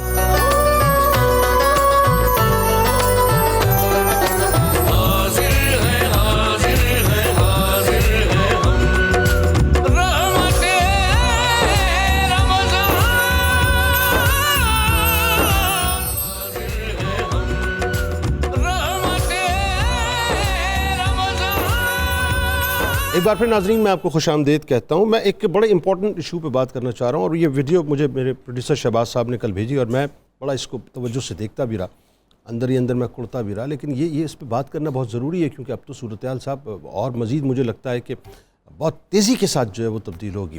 وائس آف امریکہ نے ایک رپورٹ جاری کی ناظرین, اور وہ رپورٹ ایکچولی نیو یارک کی ایک ڈسٹرکٹ جو مینہٹن ہے اس میں LGBTQs کی میں جب جملہ ادا کرتے ہوئے مجھے تکلیف ہو رہی ہے کہ LGBTQs میں بھی مسلم کمیونٹی جو مسلمان ہیں پوری دنیا سے, ان کو باقاعدہ اس کمیونٹی کے لوگوں کو جمع کیا گیا اور ان کے لیے افطار ڈنر کا باقاعدہ اہتمام کیا گیا. آپ سمجھ رہے ہیں بات, افطار ڈنر کا. اچھا چرچ کے لیول پہ تو ظاہر ہے LGBTQs کی وہاں پہ ایکسیپٹیبلٹی ہے, اور چرچ کے لیول پہ باقاعدہ ان کو انڈوز بھی کیا جاتا ہے, ان کے ایک اسٹیک ہولڈر کے طور پہ یا کمیونٹی کے طور پہ لیا جاتا ہے, ان کے رائٹس پہ بات کی جاتی ہے. یعنی دوسرے لفظوں میں اب وہ مساجد کی سطح پہ یا مسلم کمیونٹی کی سطح پہ جو ہے اس کی ایکسیپٹنس بڑھانا چاہتے ہیں, اور خاکم بدین خدا نخواستہ مطلب وہ میں نے پورا ویڈیو جب دیکھا ہے, وہ آپ سرچ کریں گے گوگل پہ آپ کو مل جائے گا, مطلب وہ باقاعدہ ان کے لیے وہی کھانوں کا اہتمام, افطار کا اہتمام, اور اس کے بعد پھر رقص و سرور کی باقاعدہ محفل بھی سجائی گئی. یعنی یہ جو ایجنڈا ہے LGBTQs کا, اس پر بہت تیزی سے پوری دنیا میں باقاعدہ کام ہو رہا ہے, اور ظاہر آپ کو پتہ ہے اس کا ہب جو ہے وہ اپنا امریکہ اور اس کا ہب جو اسرائیل ہے, اور پورا ایک یہودی ایجنڈا ہے اس کے پیچھے. کچھ عرصے بعد خاکم بدین آپ کو پاکستان کے اندر بھی جو ہے مجھے اب لگتا ہے کہ یہ سال 2 سال کے اندر آپ کو اس طرح کے LGBTQs کے جو ہے نا وہ افطار ڈنرز یا ٹرانسجینڈرز کے افطار ڈنرز جو آپ کو نظر آئیں گے. تو اس پہ ذرا سا پہلے بات کر لیتے ہیں. ہم توبہ پہ بات کر رہے ہیں کہ ہمیں توبہ کرنی چاہیے صاحب, ہمیں اس بات پہ بھی توبہ کرنی چاہیے کہ ہم اللہ کی قدرت کو باقاعدہ للکار رہے ہیں, اللہ کے غضب کو جو ہم چیلنج کر رہے ہیں, اور جو لوط علیہ السلام کی قوم کر کے چلی گئی, جس عذاب میں ان کو مبتلا کیا گیا, خدا نخواستہ خاکم بدین ہم اللہ تبارک و تعالیٰ کے اس عذاب کو باقاعدہ دعوت دے رہے ہیں. یعنی اب تو یہ رمضان کا مذاق اڑانے والی بات ہو گئی, شاعر اللہ کا مذاق اڑانے والی بات ہو گئی. یہ افطار کے نام پہ یہ LGBTQs کو جمع کرنا پوری دنیا سے, اس کے پیچھے ایجنڈا کیا ہے؟ اتنے مہنگے ترین ٹکٹس لے کے, ہوٹلز لے کے, آپ سمجھ رہے ہیں کہ کس نے فنڈ کیا ہوگا, کیا کیا ہوگا. یہ سب بیرونی ایجنڈا ہے کہ پوری دنیا کے اندر جو ہے فحاشی کو اور ننگ پن کو عام کیا جائے, اور جتنے ہمارے مقدسات ہیں اس کو باقاعدہ متنازع کیا جائے. جی مفتی صاحب بتائیے اس بارے میں ذرا آپ. اس غیر فطری عمل جو ہم جنس کا آپس میں ایک جنس کا اسی جنس کے افراد کے ساتھ تعلق قائم کرنا ہے, جسے ہم جنس پرستی کہتے ہیں, یہ انسانیت کی تذلیل اور توہین ہے. کسی مذہب نے مذہبی طور پر اسے جائز نہیں کہا. بالکل صحیح. اور دنیا کے تمام مذاہب میں اور جو فطرت سلیمہ رکھنے والے لوگ ہیں اس کو برا, گھنونا اور گندا کام سمجھتے ہیں. درست. اسی کی وجہ سے آپ نے ذکر کیا ہے حضرت لوط علیہ السلام کی قوم پر عذاب اترا. اس کو بالکل قبول نہیں کیا جا سکتا. اس طرح کی ایک کمیونٹی کا ترتیب پانا یہ ایک سازش ہے. یعنی افطار ڈنر باقاعدہ ہو رہا ہے. یعنی آپ اندازہ لگائیے کہ یہ وہ لوگ ہیں جو اس سوچ کے اور اس کام کے علم بردار ہیں. ان کو تو یہ تو قابل تعزیر جرم ہے, اس پر تو بھاری بھرکم سزائیں ہونی چاہیے. نہ کہ آپ ایک کمیونٹی پروموٹ کریں, اس کو فنڈنگ کریں, ان کے ڈنرز رکھیں, اور خصوصاً اسلام کے پرچے تلے اس کو جمع کرنے کا کیا مطلب ہے؟ تو بات تو یہ نا وہ ڈنرز لاک کریں, افطار ڈنر کے نام پہ جمع کرنا, اسلامی افطار کے نام پر, یعنی اسلام کے زیر سایہ اس کو لے کر آنا, یہ نہ صرف اسلام کی توہین ہے, شاعر اسلام کی توہین ہے, بلکہ یہ ایک سازش ہے. اور مجھے سمیل آ رہی ہے کہ یہ عنقریب اسلامی ممالک میں یہ ڈنرز ہوں, ہے نا سر, اور یہ اللہ تعالیٰ اس خوفناک وقت سے بچائے. آج ہی اس, اور یہ دیکھیے اس کی حوصلہ شکنی ریاستی سطح پر ضروری ہے. اگر ریاست ہم جنس پرستوں کو اجازت دے گی ملک کے اندر اس طرح کی گیدرنگ کی, تو پھر نئی نسل سر بات یہ نا ہم غلام در غلام, وہ ڈیڈی کر رہے ہیں نا, مسئلہ یہ امریکہ ڈیڈی ہے نا, ڈیڈی کر رہے ہیں. اب پاپا جو کہیں گے وہ مطلب ظاہر اولادوں کو کرنا پڑے گا. صورتحال یہ ہے کہ یہاں تو ہم غلام ہیں, تو ہمیں آج نہیں تو کل تو اس صورتحال دیکھیں نا, آپ کے ٹرانسجینڈرز جو ہے کتنی تیزی کے ساتھ مطلب ابھر رہے ہیں, کتنی تیزی کے ساتھ ابھر رہے ہیں, کام ہو رہا ہے. اور جناب والا میں یہ عرض کرنا چاہتا ہوں, ہم بالکل غلام نہیں ہیں, الحمدللہ ہم آزاد ہیں. ہمارا دین ہے, ہم محمد الرسول اللہ صلی اللہ علیہ وسلم کی غلامی کا اعلان اور دم بھرنے والے ہیں. بے شک بے شک. ہم یہ جو چند ایک حکمران اگر اس طرح کے کوئی فیصلے لیتے ہیں اور ان کو ویلکم کرتے ہیں تو پاکستان اس کو بالکل ویلکم نہیں کرے گا. پاکستان کے مسلمز اس کو ویلکم نہیں کریں گے, اور اس کی حوصلہ شکنی ہر فورم پر ایک جائز دائرے میں رہتے ہوئے انشاءاللہ ضرور کی جائے گی. اور اس کی آج بنیاد یہاں آپ نے رکھ دی ہے. انشاءاللہ اس پر ہم سب مل کر آواز آگے جا کے پتہ ہے آواز کیا اٹھے گی؟ ہیومن رائٹس, انسانیت. انسانی تقاضے جی, انسان ہے نا وہ, انسان ہے جی, ان کو کرنے دے جو کر رہے ہیں وہ. پرابلم یہ بینر استعمال ہو رہا ہے افطار ڈنر کے نام پر, اسلام کے نام پر, رمضان کے نام پر. ذرا بتائیے, آپ نے پوری سٹوری ظاہر سن تو لی اور دیکھ بھی لی ویڈیو آپ نے. جی دیکھیے صحیح ہے, بچہ ماں پیدا کرتی ہے نا, تو کل کو وہ اسے قتل کر دے اور کہے کہ میں نے پیدا کیا ہے تو میرا اختیار ہے اس کو قتل کرنے کا, جی جی جی, تو کیا اس کو اجازت مل جائے گی, اس کے اوپر تعزیر نہیں لگے گی؟ سوال ہی نہیں جی, سوال ہی نہیں. تو یہ کہنا کہ میرا جسم ہے, میری مرضی ہے, تو میری مرضی ہے, یہ اتنا ہی فضول چیز ہے جس طرح سے وہ عورت یہ کہے کہ میں اپنے جنم کیے ہوئے بچے کو مارنے کے اوپر جو ہے وہ ہوں. جسم آپ کا ہے ہی نہیں, یہ امانت ہے خدا تعالیٰ کی. بالکل صحیح, یہ بڑی مقدس چیز ہے. بالکل صحیح. آپ نے اپنے بدن کو بھی نہیں پڑھا کہ آپ کس بڑی غلطی میں جاتے ہیں جب آپ اس کی تکریم کو اور اس کی تقدیس کو نظر انداز کرتے ہوئے کوئی سا بھی عمل کرتے ہیں آپ. اور پہلی مرتبہ نعرہ جو ہے نا یہ مائی باڈی مائی چوائس کا, میرا جسم میری مرضی کا, قوم لوط نے لگایا تھا سب سے پہلے, انہوں نے یہ کیونکہ سب سے بڑی جہالت ہے نا صحیح. اس سے بڑی اور جہالت کیا ہو کہ آپ کو اپنی جنس کا ہی نہیں پتہ چل رہا.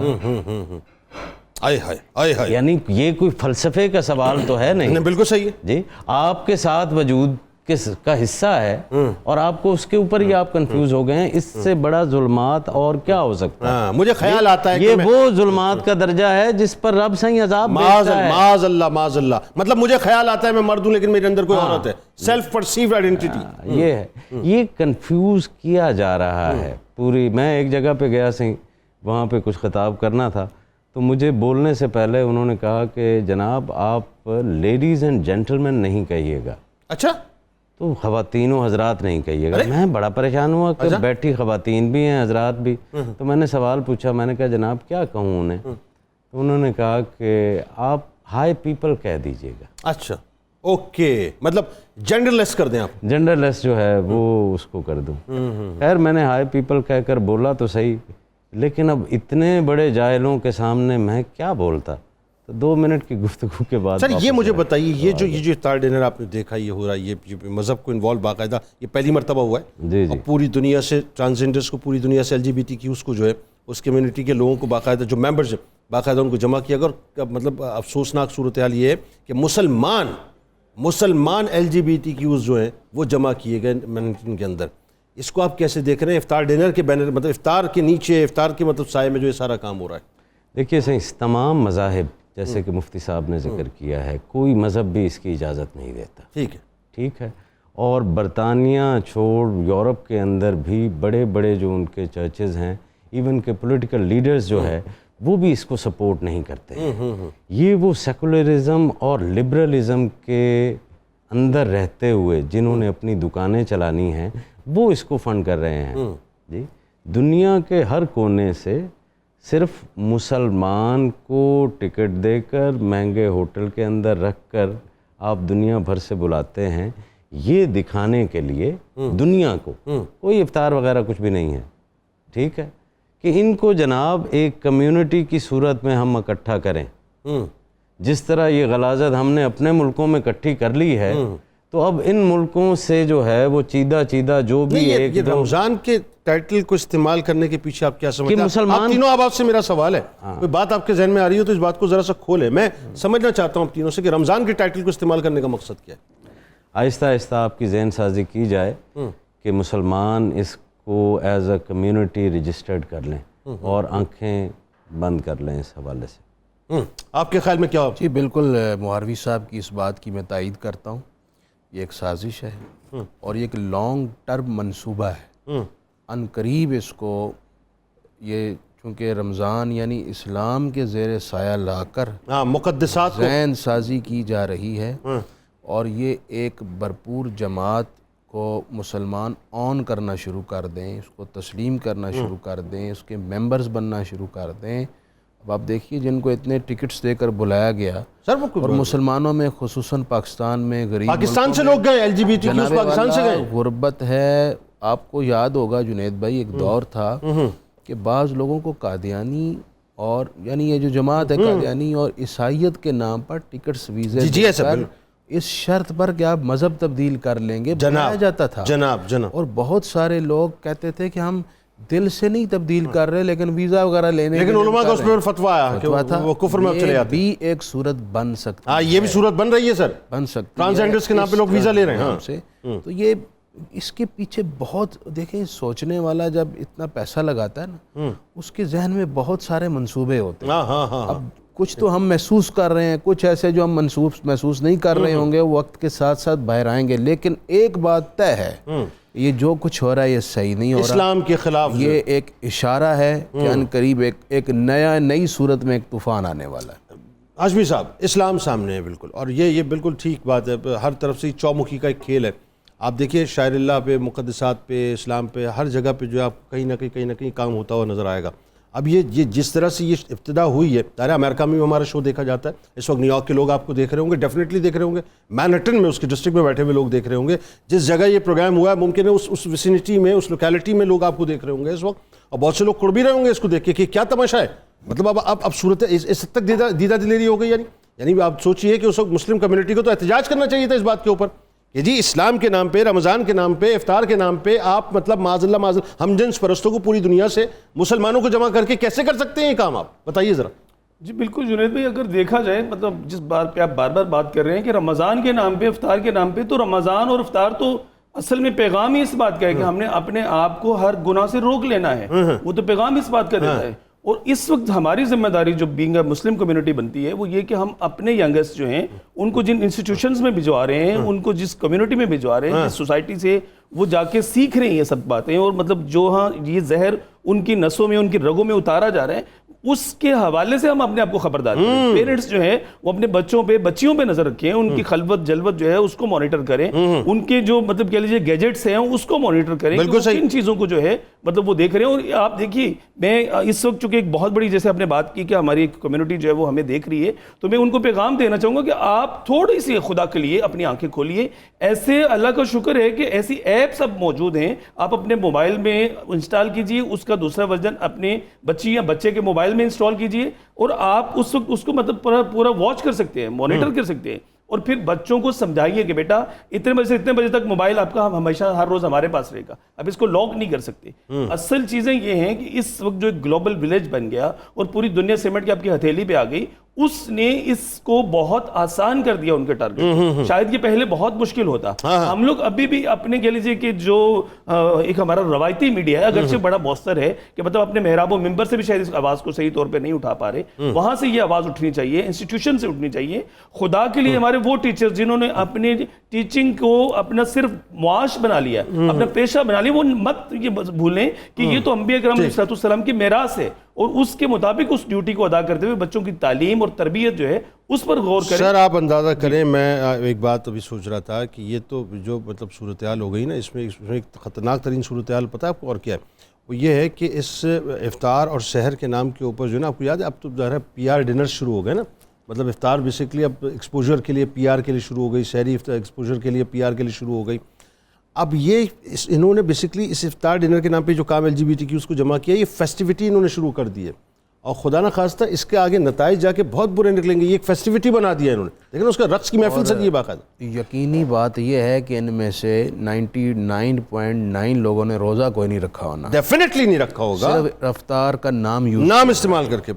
مطلب وہ دیکھیں نا, وہ تو بات وہی نا, یہ دین بیزار لوگ ہیں, مذہب بیزار لوگ ہیں, یہ قرآن بیزار لوگ ہیں, یہ حدیث بیزار لوگ ہیں, یہ رسول اللہ صلی اللہ علیہ وسلم بیزار لوگ ہیں. مطلب یہ تو کسی چیز کو پسند ہی نہیں کرتے نا, بات معاذ اللہ ثم معاذ اللہ. اچھا جی, اب آئیے منیرہ صاحب, آپ ذرا بتائیے کیا کوئی ایکٹیویٹی کر رہی ہیں اس وقت آپ؟ ساتھ کام, اور لیکن آپ کو پتہ ہے کہ جب کچن میں کام کرتے ہیں تو داغ تو لگ جاتے ہیں, لیکن اب نیا برائٹ قورمے سے کڑاہی تک ہر داغ وائپ کر دے گا, کیونکہ برائٹ سب رائٹ کر دے گا. اور یہی نہیں کہ نیا برائٹ اس میں جتنی ہے سٹینز اتارنے کی طاقت, وہ ہر ضدی طاق کو صاف کر دے گا, برائٹ سب رائٹ کر دے گا. درست ہو گیا, بہترین ہو گیا. اور آئیے آپ کو اب جی اگر چھوٹا سا میں یہ صرف نشاندہی کروں کہ ذہن سازی کیسے کی جاتی ہے. آپ مغرب کا میڈیا دکھا لیں اور ڈیٹا کو نکالیں, دنیا میں سب سے زیادہ جنسی ہراسانی وہاں ہوتی ہے, وہاں پر ہوتی ہے. بالکل صحیح. نمبرز کے طور پہ بتا رہا ہوں, اور یہ ان کے اپنے نمبر سر اتھینٹک نمبرز ہیں.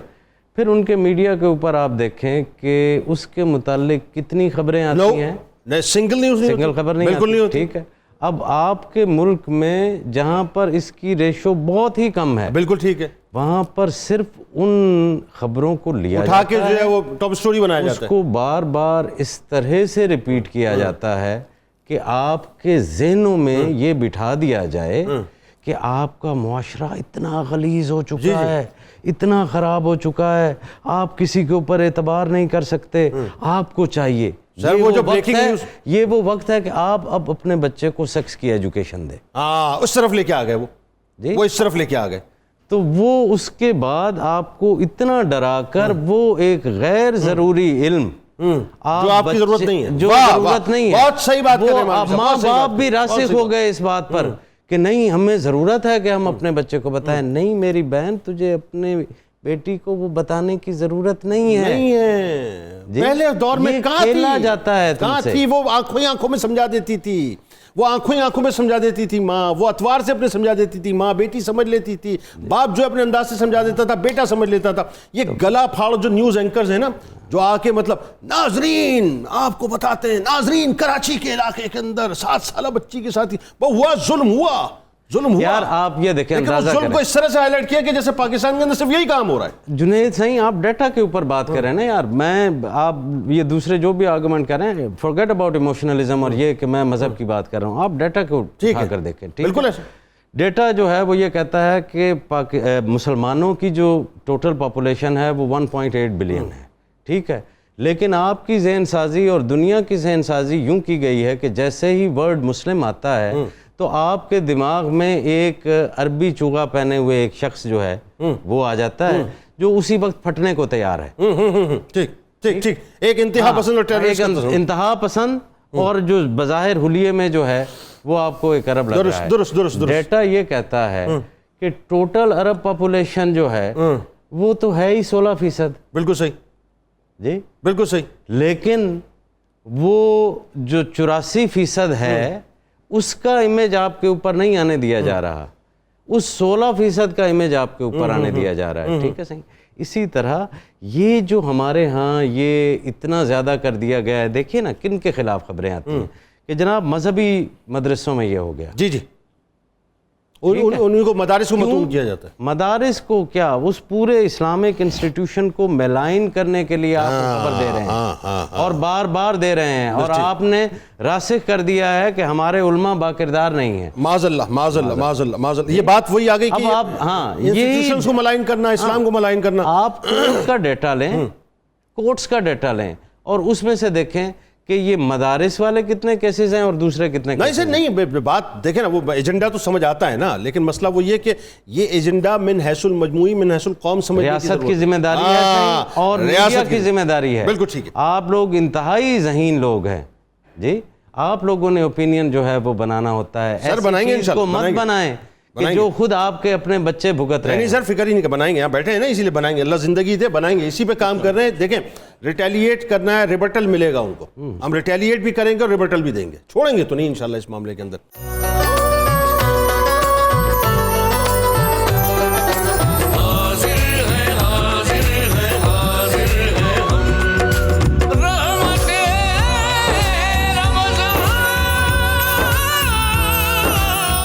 اچھا جی, اب آئیے ذرا اس معاملے کی طرف کہ یہ جو گناہوں کی جب ہم بات کرتے ہیں مفتی صاحب, تو ایک بہت بڑا سوال یہ بھی پیدا ہوتا ہے کہ کون سے ایسے گناہ ہیں انسان کی زندگی میں. انسان ظاہر ہے کئی گناہ کرتا ہے, لیکن کچھ گناہ ایسے ہیں کہ جن کی معافی کیا قبول نہیں ہوتی, یا جن کی توبہ قبول نہیں ہوتی, یا جن کے لیے ہم کتنی ہی توبہ کریں اللہ تبارک و تعالیٰ جو ہے معاف نہیں کرتا. کچھ ایسے گناہ ہیں. جنید بھائی, قرآن مجید میں اس حوالے سے واضح آیت موجود ہے. اللہ تعالیٰ نے ارشاد فرمایا ان اللہ لا یغفر ان یشرک بہ ویغفر ما دون ذلک لمن یشاء. فرمایا اللہ شرک معاف نہیں کرتا. یہ ایسا گناہ ہے. اس کے علاوہ اللہ تعالیٰ جس گناہ کو چاہے معاف فرما دے. اللہ اکبر. چاہے وہ حقوق اللہ ہیں یا حقوق العباد ہیں. وہ جو حجۃ الوداع کے موقع پر سرکار نے مزدلفہ میں ایک دعا کی تو آپ مسکرائے. صحابہ کرام نے عرض کیا یا رسول اللہ، آپ مسکرائے. ارشاد فرمایا کہ میں ایک دعا کر رہا تھا، آج تیسرا دن ہے تو مزدلفہ میں اللہ نے قبول کر لی. اللہ اکبر، اللہ اکبر. حضور کیا دعا کی؟ میں نے یہ دعا کی یا اللہ تو حقوق العباد بھی معاف کر دے. آئے ہائے ہائے، اللہ اکبر. مجھے جواب نہیں آیا. پھر میں نے دوسرے دن دعا کی یا اللہ تو کریم ہے، مہربان ہے، تیرا کیا جائے گا، حقوق العباد بھی معاف کر دے. آئے ہائے ہائے ہائے.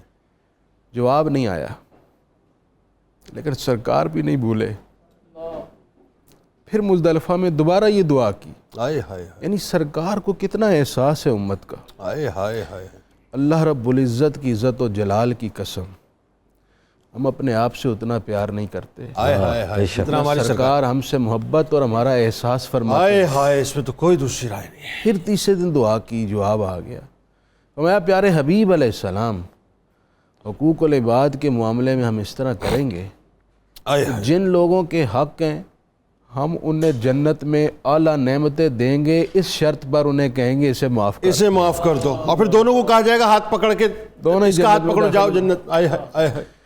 جناب والا شرک ایک ایسا گناہ ہے، یہ معاف نہیں ہوگا. ہاں. مسلمان تو ہے ہی سراپا خیر، اللہ. یعنی مسلمان ہونا اور جنید بھائی رسول اللہ کا امتی ہونا اتنا بڑا شرف ہے. موسیٰ علیہ السلام جیسے نبی کلیم اللہ دعا کرتے رہے یا اللہ مجھے اپنے حبیب کی امت میں شامل کر. آپ کروڑوں اربوں خرچ کر کے بھی اس نعمت کا متبادل نہیں دے سکتے. اللہ. سرکار کو امتی ہونا ہے. میں ابھی ایک بات عرض کر رہا تھا کچھ دیر پہلے آف دی ریکارڈ کہ یہ سرکار کا کرم ہے کہ اللہ ہماری پکڑ نہیں کر رہا.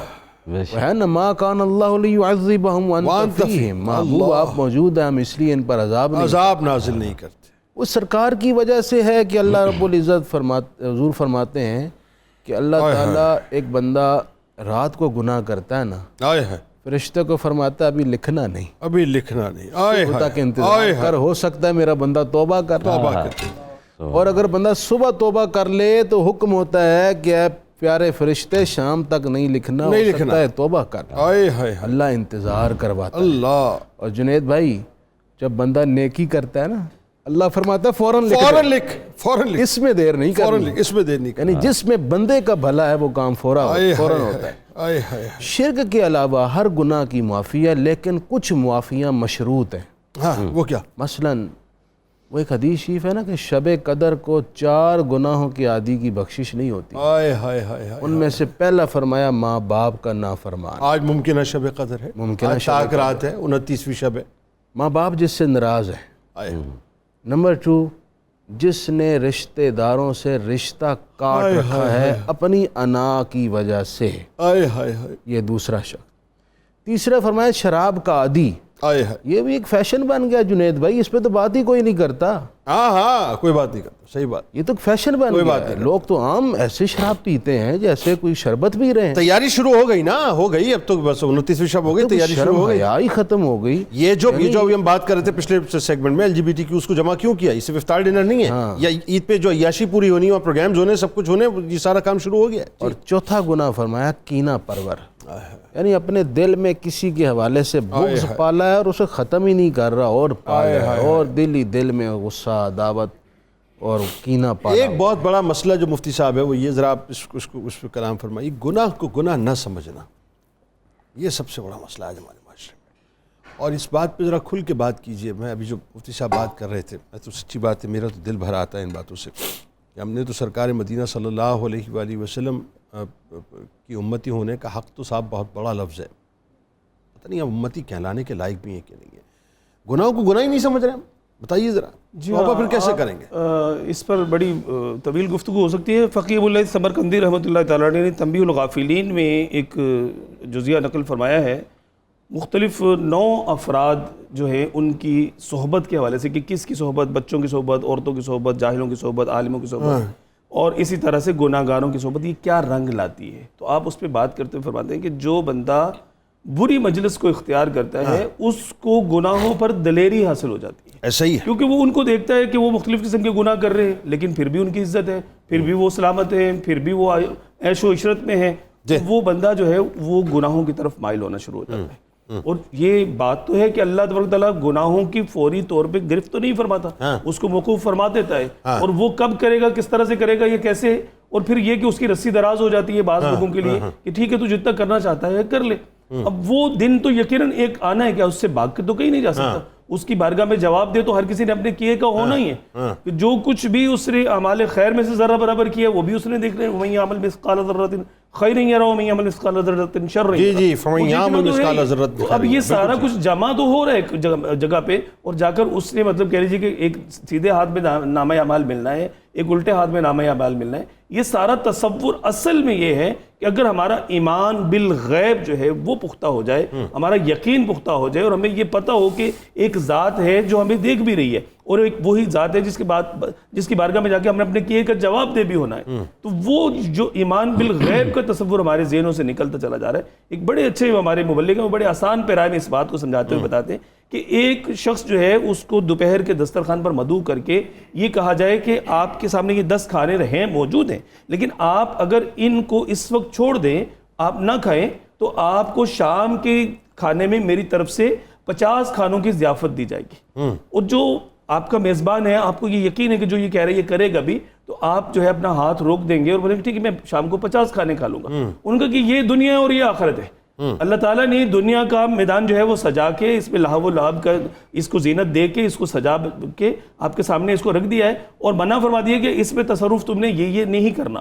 اگر تم یہ نہیں کرو گے تو اس کے بدلے میں جنت میں تمہارے لیے یہ نعمتیں تیار. بالکل صحیح ہے. تم اپنے اس میزبان پر یقین کر کے دوپہر کا کھانا جو ہے وہ چھوڑ کے 50 جو ہے وہ ڈشیں جو ہے وہ شام میں کھانے کے لیے تیار ہو جاتے ہو, تو اللہ تعالیٰ کی ذات پہ تو یقین پختہ جو ہے وہ حاصل کرو. لیکن اس میں ایمان بالغیب جو ہے اس کو تو حاصل کرو. ایک بہت باریک سا جو میرا خیال ہے, شاید اس پردے کو ذرا سا ہٹانے کی ضرورت ہے.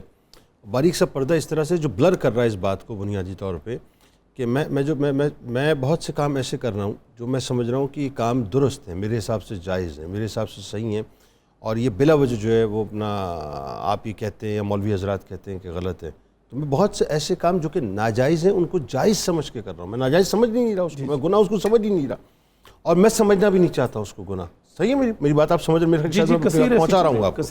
تو اصل مسئلہ اس وقت معاشرے میں یہ پیدا ہو گیا صاحب کہ توبہ تو اس کا اگلا اسٹیپ ہوگا نا. توبہ تو اس کا ایسا وہ اگلا اسٹیپ اس طرح سے ہوگا کہ جب میں یہ سمجھ لوں گا کہ میں یہ غلط کر رہا ہوں, دین اس کے بعد میں توبہ کروں گا. میں یہ سمجھ ہی نہیں رہا کہ میں غلط کر رہا ہوں. مسئلہ تو یہ ہے, تو توبہ کی طرف پھر میں کیسے آؤں گا. جی میں اسی پہ بات کر رہا تھا کہ گناہ گاروں کی صحبت نے ہمیں گناہوں پر اتنا دلیر کر دیا کہ تصور گناہ ختم ہو گیا. اور جیسے مفتی صاحب نے پہلے مطلب ایک مفتی ہونے کے ناطے سے میں سمجھتا ہوں کہ انہوں نے فتویٰ جاری کیا, اور یہ مطلب کہہ لیجیے کہ ایک متفقہ بات ہے کہ اگر انسان جو ہے وہ گناہ کو گناہ نہ سمجھے اور اس کو گناہ نہ سمجھتے ہوئے کرنا شروع کر دے تو وہ کافر ہو جاتا ہے. کہ اللہ تعالیٰ نے ایک بات کو حرام قرار دی تھی کہ تم نے یہ نہیں کرنا, تو ہم کہیں نہیں ایسا کرنے سے کچھ نہیں ہوتا. مطلب بدنگاہی نہیں کرنی ہے, جھوٹ نہیں بولنا ہے, غیبت نہیں کرنی ہے, حلال حرام جو ہے مطلب اس کو کھانے پینے میں مطلب رزق حلال کمانا ہے. ہم نے حرام جو ہے اس کو نہیں, رشوت خوری نہیں کرنی, منافع خوری ناجائز نہیں کرنی, اور جو ہے وہ کسی کے حق کو غصب نہیں کرنا, ڈکیتی نہیں کرنی. اب یہ سب کچھ جو ہے اس کو مطلب یہ تصور کر لیجیے کہ نہیں یہ تو گناہ ہے ہی نہیں, یہ تو کچھ بھی نہیں. مطلب وہی کہ ہم نے گناہوں کو اپنا لائف سٹائل بنا لیا, اس میں مبتلا ہو کے ہم نے نیکی کا تصور جو ہے اس کو ختم کر دیا. سر یہ بالکل اس طرح کی بات ہے. اس کو اور تھوڑا سا اس کوشچن کو کھول کے آپ کے سامنے رکھ دوں میں, کہ میں آج 2 نمبر پیسہ کما رہا ہوں, 2 نمبر راستے سے کما رہا ہوں, یا حرام کام کر کے کرا رہا ہوں, یا حرام میرے جو روزگار کا راستہ ہے وہ حرام ہے, میں اس کو حرام سمجھ ہی نہیں رہا. میں تو اس کو نہیں سمجھ رہا حرام. میں تو محنت کر رہا ہوں جی, دن رات محنت کر رہا ہوں, دن رات محنت کر رہا ہوں, اور میں اپنی محنت کی کمائی اپنے گھر پہ لے کے آتا ہوں. ہاں اب مسئلہ یہ ہے کہ جب مجھے یہی نہیں پتا صاحب کہ میں جو محنت کر رہا ہوں وہ محنت تو اپنی جگہ, لیکن راستے کا چناؤ غلط ہے. جب راستے کے چناؤ کا مجھے نہیں پتا کہ غلط ہے, تو پھر میں توبہ کے راستے پہ کیسے داخل ہوں؟ میں تو اپنے حساب سے بالکل صحیح ٹریک پہ جا رہا ہوں, ڈسٹریکٹ تو میں ہوا ہی نہیں. بتائیے. سب سے پہلی توبہ ہی جھوٹے علم پر ہے. واہ واہ واہ واہ واہ واہ. ہم نے جو ہے وہ اپنے تئیں ہی تصور کر لیا ہے کہ ہمارے پاس جس کو ہم اپنا ذاتی علم کہہ رہے ہیں یہ سارے کا سارا سچا ہے, اور اس کے اندر کوئی بھی جو ہے وہ آمیزش نہیں ہے. یہاں تک لوگ کہتے ہیں اللہ الحمدللہ اللہ ہمیں بہت دے رہا ہے, مطلب کام غلط کر رہے ہیں وہ, جی ہمیں پتہ ہے ہم غلط کر رہے ہیں, انہیں پتہ ہے, وہ کہہ رہے ہیں کہ جی ہم غلط نہیں کر رہے ہیں, اور کہہ رہے ہیں الحمدللہ. ڈیفینیشنز تبدیل ہو گئے نا. پیسہ جو ہے وہ کم یا زیادہ یہ اس کی تعریف ہی نہیں ہے. پیسے کی تعریف کم یا زیادہ کی نہیں ہے. پیسے کی اسلامی تعریف حلال اور حرام کی ہے. بالکل ٹھیک ہے جی. آپ نے اس موجودہ مادیت پرستی نے بنیادی تعریفیں ہی الٹ کر کے رکھ دی ہیں. ہاں یہ ہے بات جی. یہ آسانیوں کے نام کے اوپر نامہربانیاں بتائی چلی جا رہی ہیں. بالکل صحیح جی. چال بازیوں کے نام کے اوپر چارہ سازیاں جو ہے وہ دکھائی جا رہی ہیں. بالکل صحیح. تو ڈیفینیشنز جو ہے تبدیل کر دی گئی ہیں. ہمیں سب سے پہلے اپنے آپ کو اس کٹہرے میں کھڑا کرنا ہے اور دیکھنا ہے. دیکھیے جنید سائیں، انسان سیکھتا ہی غلطی سے ہے. واہ واہ واہ. انسان نے غلطی کرنی ہے اور یہ غلطی بنیادی طور پر سیکھنے کا پروسیس ہوتی ہے. بالکل ٹھیک. یہ ایک علیحدہ چیز ہے. جی. گناہ جس کے اوپر توبہ کرنی ہے وہ اللہ تعالیٰ کی ناپسند کردہ چیز ہے. اس کے اوپر جو ہے وہ مجھے توبہ کرنی ہے، مجھے معافی مانگنی ہے.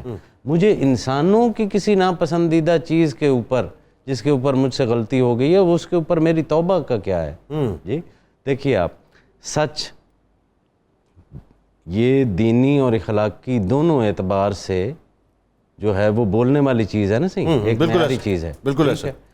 اخلاقیات بھی کہتی ہیں کہ ہمیشہ سچ بولو، دین بھی کہتا ہے ہمیشہ سچ بولو، لیکن دین جو ہے وہ یہ بھی کہتا ہے کہ غیبت نہیں کرو جو غیر ضروری سچ ہے. بالکل صحیح. ٹھیک ہے. آپ کی اخلاقیات اس کو جو ہے وہ نہیں روک رہی ہیں. تو دین کی اخلاقیات اور ہیں. اخلاقیات کا دین جو ہے وہ اور ہے. ہم مسلمانوں کو دین کی اخلاقیات کے اوپر آنا ہے. ہمیں یہ جو مختلف ٹرمز کوائن کر کے ہمارے لیے اخلاقیات کا ایک نیا گلوبل دین گھڑا جا رہا ہے، اور وہ اخلاقیات بھی وہ جو انسانوں کی بنائی ہوئی ہیں. ہاں جی. اور وہ بھی سرٹن باؤنڈریز کے ساتھ ہیں. مطلب اس کے اندر سرٹن چیزیں، اچھا بولنا ہے، ہنس کے بولنا ہے، دھیمے بات کرنی ہے اور سچ بولنا ہے. بس باقی آپ مادر پدر آزاد ہو جائیں، شترے بے مہار ہو جائیں، بے شرم و بے حیا ہو جائیں، اس سے کوئی غرض نہیں ہے. وہ اخلاقیات کے دائرے میں نہیں ہے. تو ہمیں دین کی اخلاقیات کے اوپر رہنا ہے، نہ کہ اخلاقیات کے دین پہ. بالکل صحیح. منیرہ صاحبہ کہاں تک پہنچی؟ جنید بھائی باقی تو چیزیں میں نے ڈش آؤٹ کر دی ہیں. باقی قورمہ بھی رہتا ہے. میں یہاں سبروسو کی کچوری بنانے لگی ہوں جو کہ بہت ہی لذیذ بنے گی. اس کے ساتھ سے بتانا چاہوں گی آپ کو کہ اس کے اندر جو فلنگ ہے وہ بہت ہی ذائقے دار ہے اور مناسب اس کے اندر نمک ہے. اور اس کے ساتھ ساتھ بتاؤں گی کہ اس کو آپ بیک بھی کر سکتے ہیں. ابھی میں اس کو ایڈ کر رہی ہوں. اس کا ٹمپریچر تقریباً میں نے اس کو پہلے ہائی تھا، پھر ہائی ٹو میں نے اس کو لو کی ہے، اور اس کو تقریباً 10 سے 12 منٹ لگیں گے پکنے میں. اور اگر آپ اس کو بیک کریں تو آپ نے اوون کو تقریباً 200 ڈگری گریڈ پہ رکھنا ہے، اور پھر اس کو آپ نے 12 منٹ میں آپ کا یہ کچوری آپ کی بیک ہو جائے گی. دونوں طریقوں سے آپ اس کو بنا سکتے ہیں. اور اس کی فلنگ بہت اچھی ہے. ایک اس کی اور بھی ٹپ بتاؤں گی کہ اگر آپ اس کو ٹھنڈے آئل میں ڈال دیں گے تو یہ اس کی جو فلنگ ہے وہ اس کی فلنگ کھل جائے گی. تو اس چیز کا آپ نے خیال رکھنا ہے اور اس کو گولڈن براؤن آپ نے کرنا ہے. اور گھر بیٹھے آپ کو لذیذ خستہ کچوری اگر افطاری کے ٹائم مل جائے تو میرا خیال ہے سبروسو کی کیا ہی پھر میرا خیال ہے پھر جینے کو اور کیا چاہیے. جی بالکل. نہیں وہ بات ہے کہ آپ کو جتنی بھی چیزیں گھر بیٹھے ایزی مل جائیں اور تو پھر صاحب ہنس رہے ہیں میری بات کے اوپر. جینے کو کچوری ہی چاہیے. اچھا جی آئیے ساجد بھائی. سبروسو کی کچوری بہت اچھی ہے اور اس کو میں نے ٹرائی کی ہے. اور اس کی فلنگ اور ساتھ ساتھ اس کی آپ یہ دیکھیں کہ اس کی کوالٹی بہت اچھی ہے. آپ اس کو بیک بھی کر سکتے ہیں اور فرائی بھی کر سکتے ہیں. ہم نے مان لیا. بالکل مان لیا.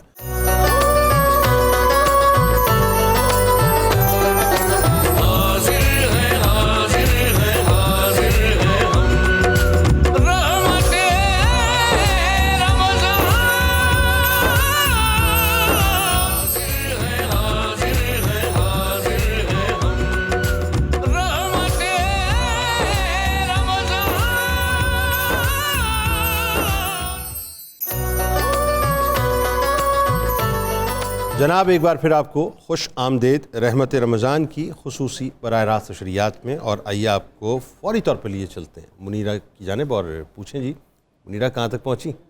جی ہر چیز میں نے ریڈی کر دی ہے. اور آپ کو پتہ پلٹ کے کیا سوال کریں گے جی جنید بھائی؟ میں کوئی دوڑ رہی ہوں، کوئی میں بھاگ رہی ہوں، جی میں بھاگ رہی ہوں، میں کہاں تک پہنچی؟ آپ بار بار پوچھتے ہیں کہاں تک پہنچی.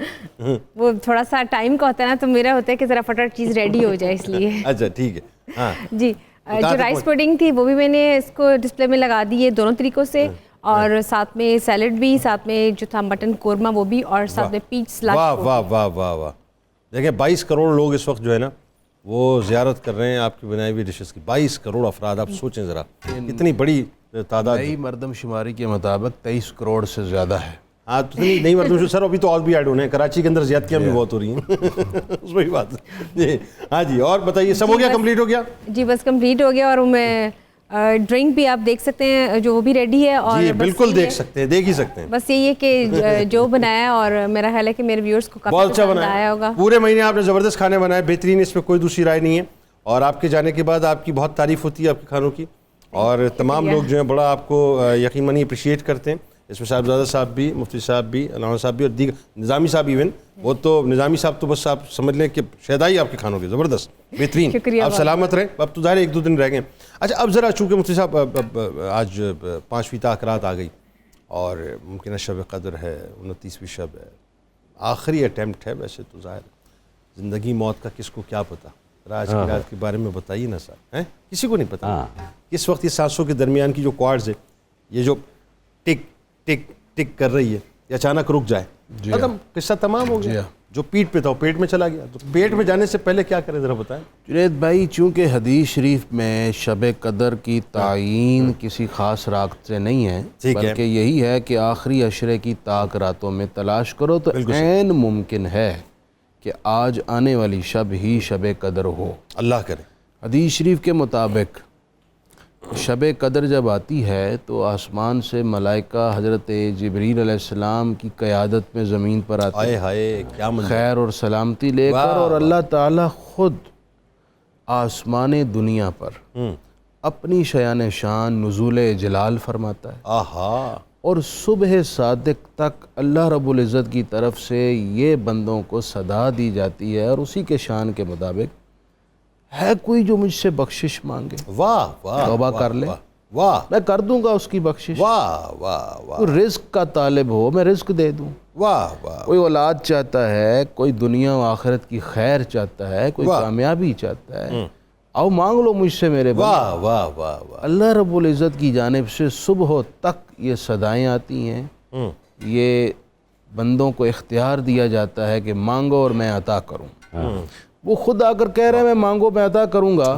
تو اس کا مطلب ہے کہ آج کی رات کوئی بندہ محروم نہیں رہے گا. تو سب سے افضل اور اعلیٰ عمل ہر بندے کے حق میں یہ ہے کہ بندہ سب سے پہلے اپنے بچوں اور فیملی, ماں باپ کے لیے بخشش کی دعائیں کرے. واہ واہ. اور اس شب صبح صادق تک جس قدر دعائیں کر سکتا ہے وہ پورے اخلاص یقین کے ساتھ کرے.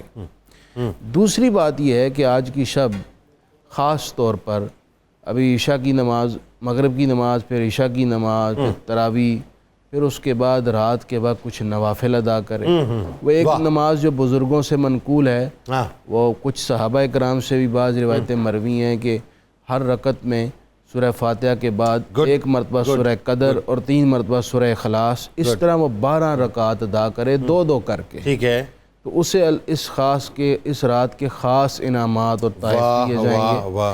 اور اسی طرح آج کی شب کچھ قرآن مجید کی تلاوت کریں, اور اللہ توفیق دے تو کچھ دیر کے لیے مسجد میں جا کر اعتکاف بیٹھ جائیں. واہ واہ واہ. دیکھیں دین میں یہ سہولت ہے کہ آپ اگر 10 روز کا مسنون اعتکاف نہیں کر سکتے تو آپ جب بھی مسجد میں جائیں آپ اعتکاف کی نیت کر لیں. جتنی دیر آپ بیٹھیں گے آپ اعتکاف میں.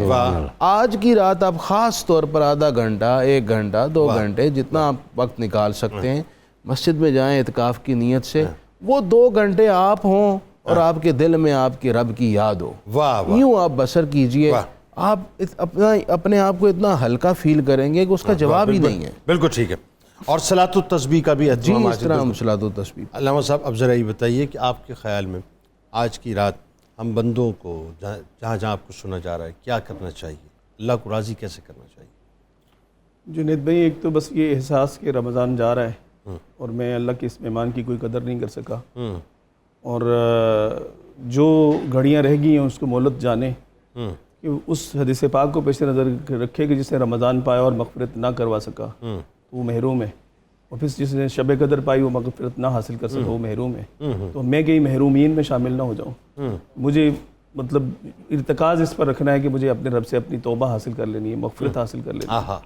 اور میں مفتی صاحب نے کہا کہ دعا میں گزاریے, لیکن میں تھوڑا سا اس میں جسارت کرتے ہوئے اضافہ کروں گا کہ صرف دعا میں نہ گزاریے بلکہ اس طرح سے گزاریے کہ آپ کسی کے حرف دعا میں آ جائیں. واہ واہ واہ. یہ ضرور کیجئے. اپنے ماں باپ، اپنے بڑوں، بزرگوں، شیخ، اپنے مطلب محلے کے امام صاحب جو صحیح العقیدہ ہوں، آپ ان سے دعا کروائیے اور دعائیں لیجئے.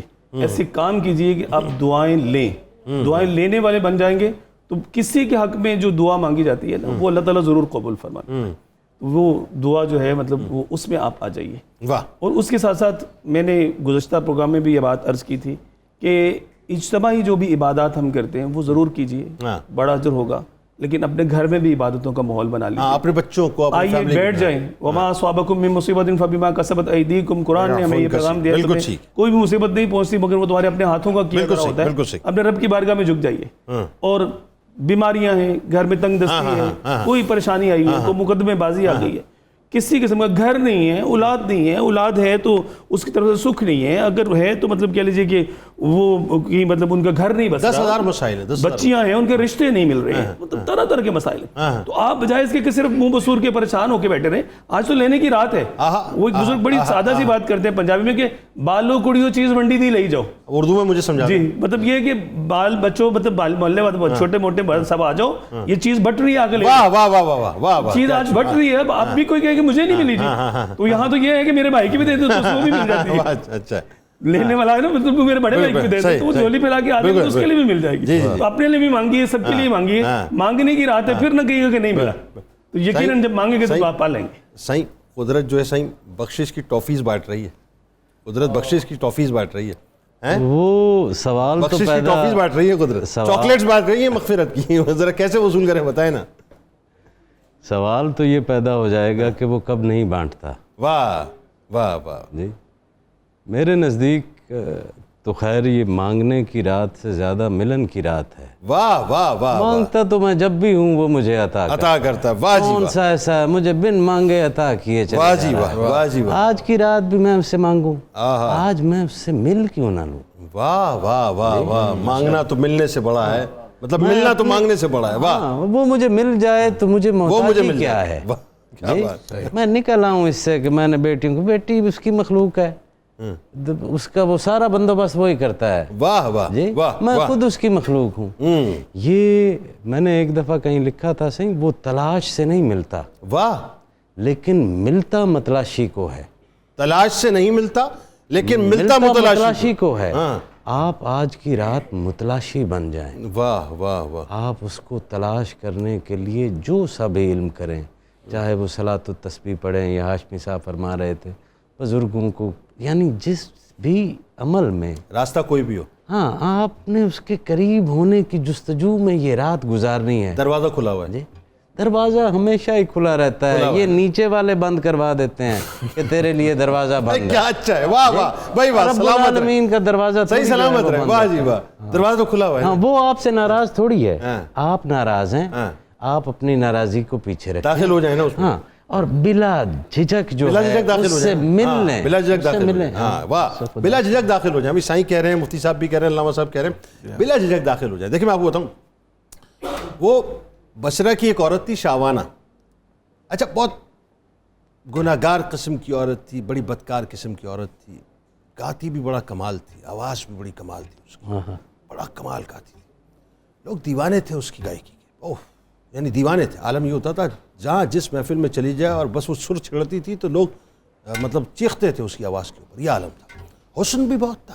جس جگہ سے جس گلی سے گزر جاتی تھی لوگ اس کی زلفوں کے اسیر ہو جایا کرتے تھے. یعنی یوں سمجھ لیجئے کہ بصرے کی جو شاوانہ تھی وہ بنیادی طور پر بصرے کی ملکہ تھی. بڑے بڑے بادشاہ جو ہیں وہ اس کے قدموں میں آ کے بیٹھا کرتے تھے اس کے حسن پر فریفتہ ہو کر.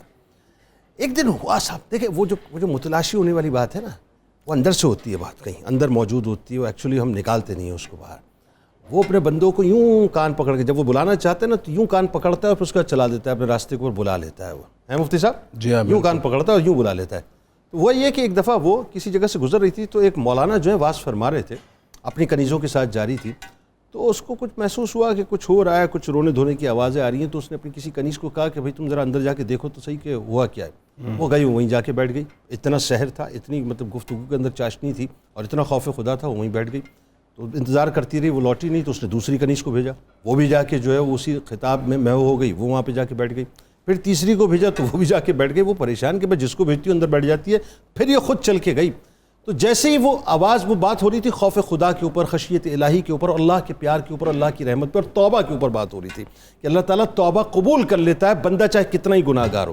بس یہ جملہ شاہوانے کے سماعتوں میں آنا تھا. ایسے لگا کہ جیسے سماعتوں کے ذریعے اس کے دل پہ جا کے لگا، اور وہ وہیں رک گئی. اس نے پردے میں سے مولوی صاحب سے جو ہے وہ گفتگو کی کہ مولوی صاحب مجھے یہ بتائیے کہ کیا میری توبہ قبول ہو جائے گی؟ انہوں نے کہا جی ہاں میری توبہ، آپ کی توبہ تو قبول ہو جائے گی. اس نے کہا میں تو بہت گناہ گار ہوں، بہت سیاہ کار ہوں، بہت بدکار ہوں. تو مولوی صاحب نے فرمایا کہ کتنی ہی بدکار ہو، کتنی ہی سیاہ کار ہو، کتنی ہی گناہ کار ہو، تمہاری توبہ قبول ہو جائے گی، توبہ کرو تو صحیح. اس نے کہا میرے جو گناہ ہیں وہ زمین و آسمان سے زیادہ ہیں. تو مولوی صاحب نے فرمایا زمین و آسمان سے زیادہ کیوں نہ ہو، تیری توبہ قبول ہو جائے گی. اس نے کہا میں اتنی گناہ گار ہوں کہ میں بتلا نہیں سکتی کہ گناہوں کا انبار لگا ہوا ہے. تو مولوی صاحب نے ذرا سخت لہجے میں کہا کہ تو اگر بصرے کی شاوانہ کیوں نہ ہو تب بھی تیری توبہ قبول ہو جائے گی. اور وہاں پردے کے پیچھے شاوانہ ہی اس بات کو سن رہی تھی. یہ جملے ادا کرنے تھے اور وہ جملے سننے تھے. وہ زاروں قطار رونا شروع ہو گئی، زاروں قطار رونا شروع ہو گئی. اپنے رب کے حضور حاضر ہوئی، اپنی کنیزوں کو جو ہے آزاد کیا، اپنے سارے مال کو جو ہے وہ ایک طرف کیا، اللہ کی راہ میں کیا. اور پھر وہ وقت آیا ناظرین کہ 40 روز نہیں گزرے تھے، 40 روز جو بصرہ اس کے گناہوں پر شاہد تھا، اور جو بصرہ اس کے گناہوں کو دیکھتا تھا، اور جہاں سے وہ گزرتی تھی لوگ راستہ تبدیل کر لیتے تھے. عالم یہ ہوا کہ وہی بصرہ جو ہے اس کی گواہی دیتا تھا کہ اس سے زیادہ متقیہ اور اس سے زیادہ پاک باز عورت اس وقت پورے بصرے کی سرزمین پہ موجود نہیں ہے. تو اللہ تعالیٰ جب آپ ذہن میں رکھیے گا، جب آپ اس کی بارگاہ میں آتے ہیں نا، اس کی رحمت آپ کو سمیٹ لیا کرتی ہے. آج کی رات جو ہے رحمت سمیٹنے کو تیار ہے. آئیے بڑھ کے ذرا دروازہ کھلا ہوا ہے، داخل ہو جائیے. بسم اللہ الرحمن الرحیم. اللهم صل على سيدنا ومولانا محمد معدن الجود والكرم وعليه وبارك وسلم. یا شاہ جیلان، یا شاہ جیلان، یا شاہ جیلان، یا شاہ جیلان. سقاني الحب كاسات الوصال فقلت لخمرتي نحوي تعالي. سعت ومشت لنحوي في كؤوس فهمت بسكرتي بين الموالي. فقلت لصائر الأقطاب لموا بحالي وادخلوا أنتم رجالي وهم واشربوا وأنتم جنودي فساق القوم بالوافي ملالي. شربتم فضلتي من بعد سكري ولا نلتم علوي واتصالي. مقامكم العلا جمعا ولكن مقامي فوقكم ما زال عالي. أنا في حضرة التقريب وحدي يصرفني وحسبي ذو الجلال. أنا البازي واشهب كل شيخ ومن ذا في الرجال يعطي مثالي. كساني خلعة بطراز عزم وتوجني بتيجان الكمال. واطلعني على سر قديم وقلدني وأعطاني سؤالي. وولاني على الأقطاب جمعا فحكمي نافذ في كل حال. يا شاه جيلان، يا شاه جيلان، يا شاه جيلان، يا شاه جيلان. فلو ألقيت سري في بحار لسار الكل غورا في الزوال. ولو ألقيت سري في بحار لسار الكل غورا في الزوال. ولو ألقيت سري في جبال لدكت واختفت بين الرمال. ولو ألقيت سري فوق النار لخمدت والتفت من سر حالي. ولو ألقيت سري فوق ميت لقام بقدرة المولى تعالي. وما منها شهور أو دهور تمر وتنقضي إلا أتالي. وتخبرني بما يأتي ويجري وتعلمني فاقصر عن جدالي.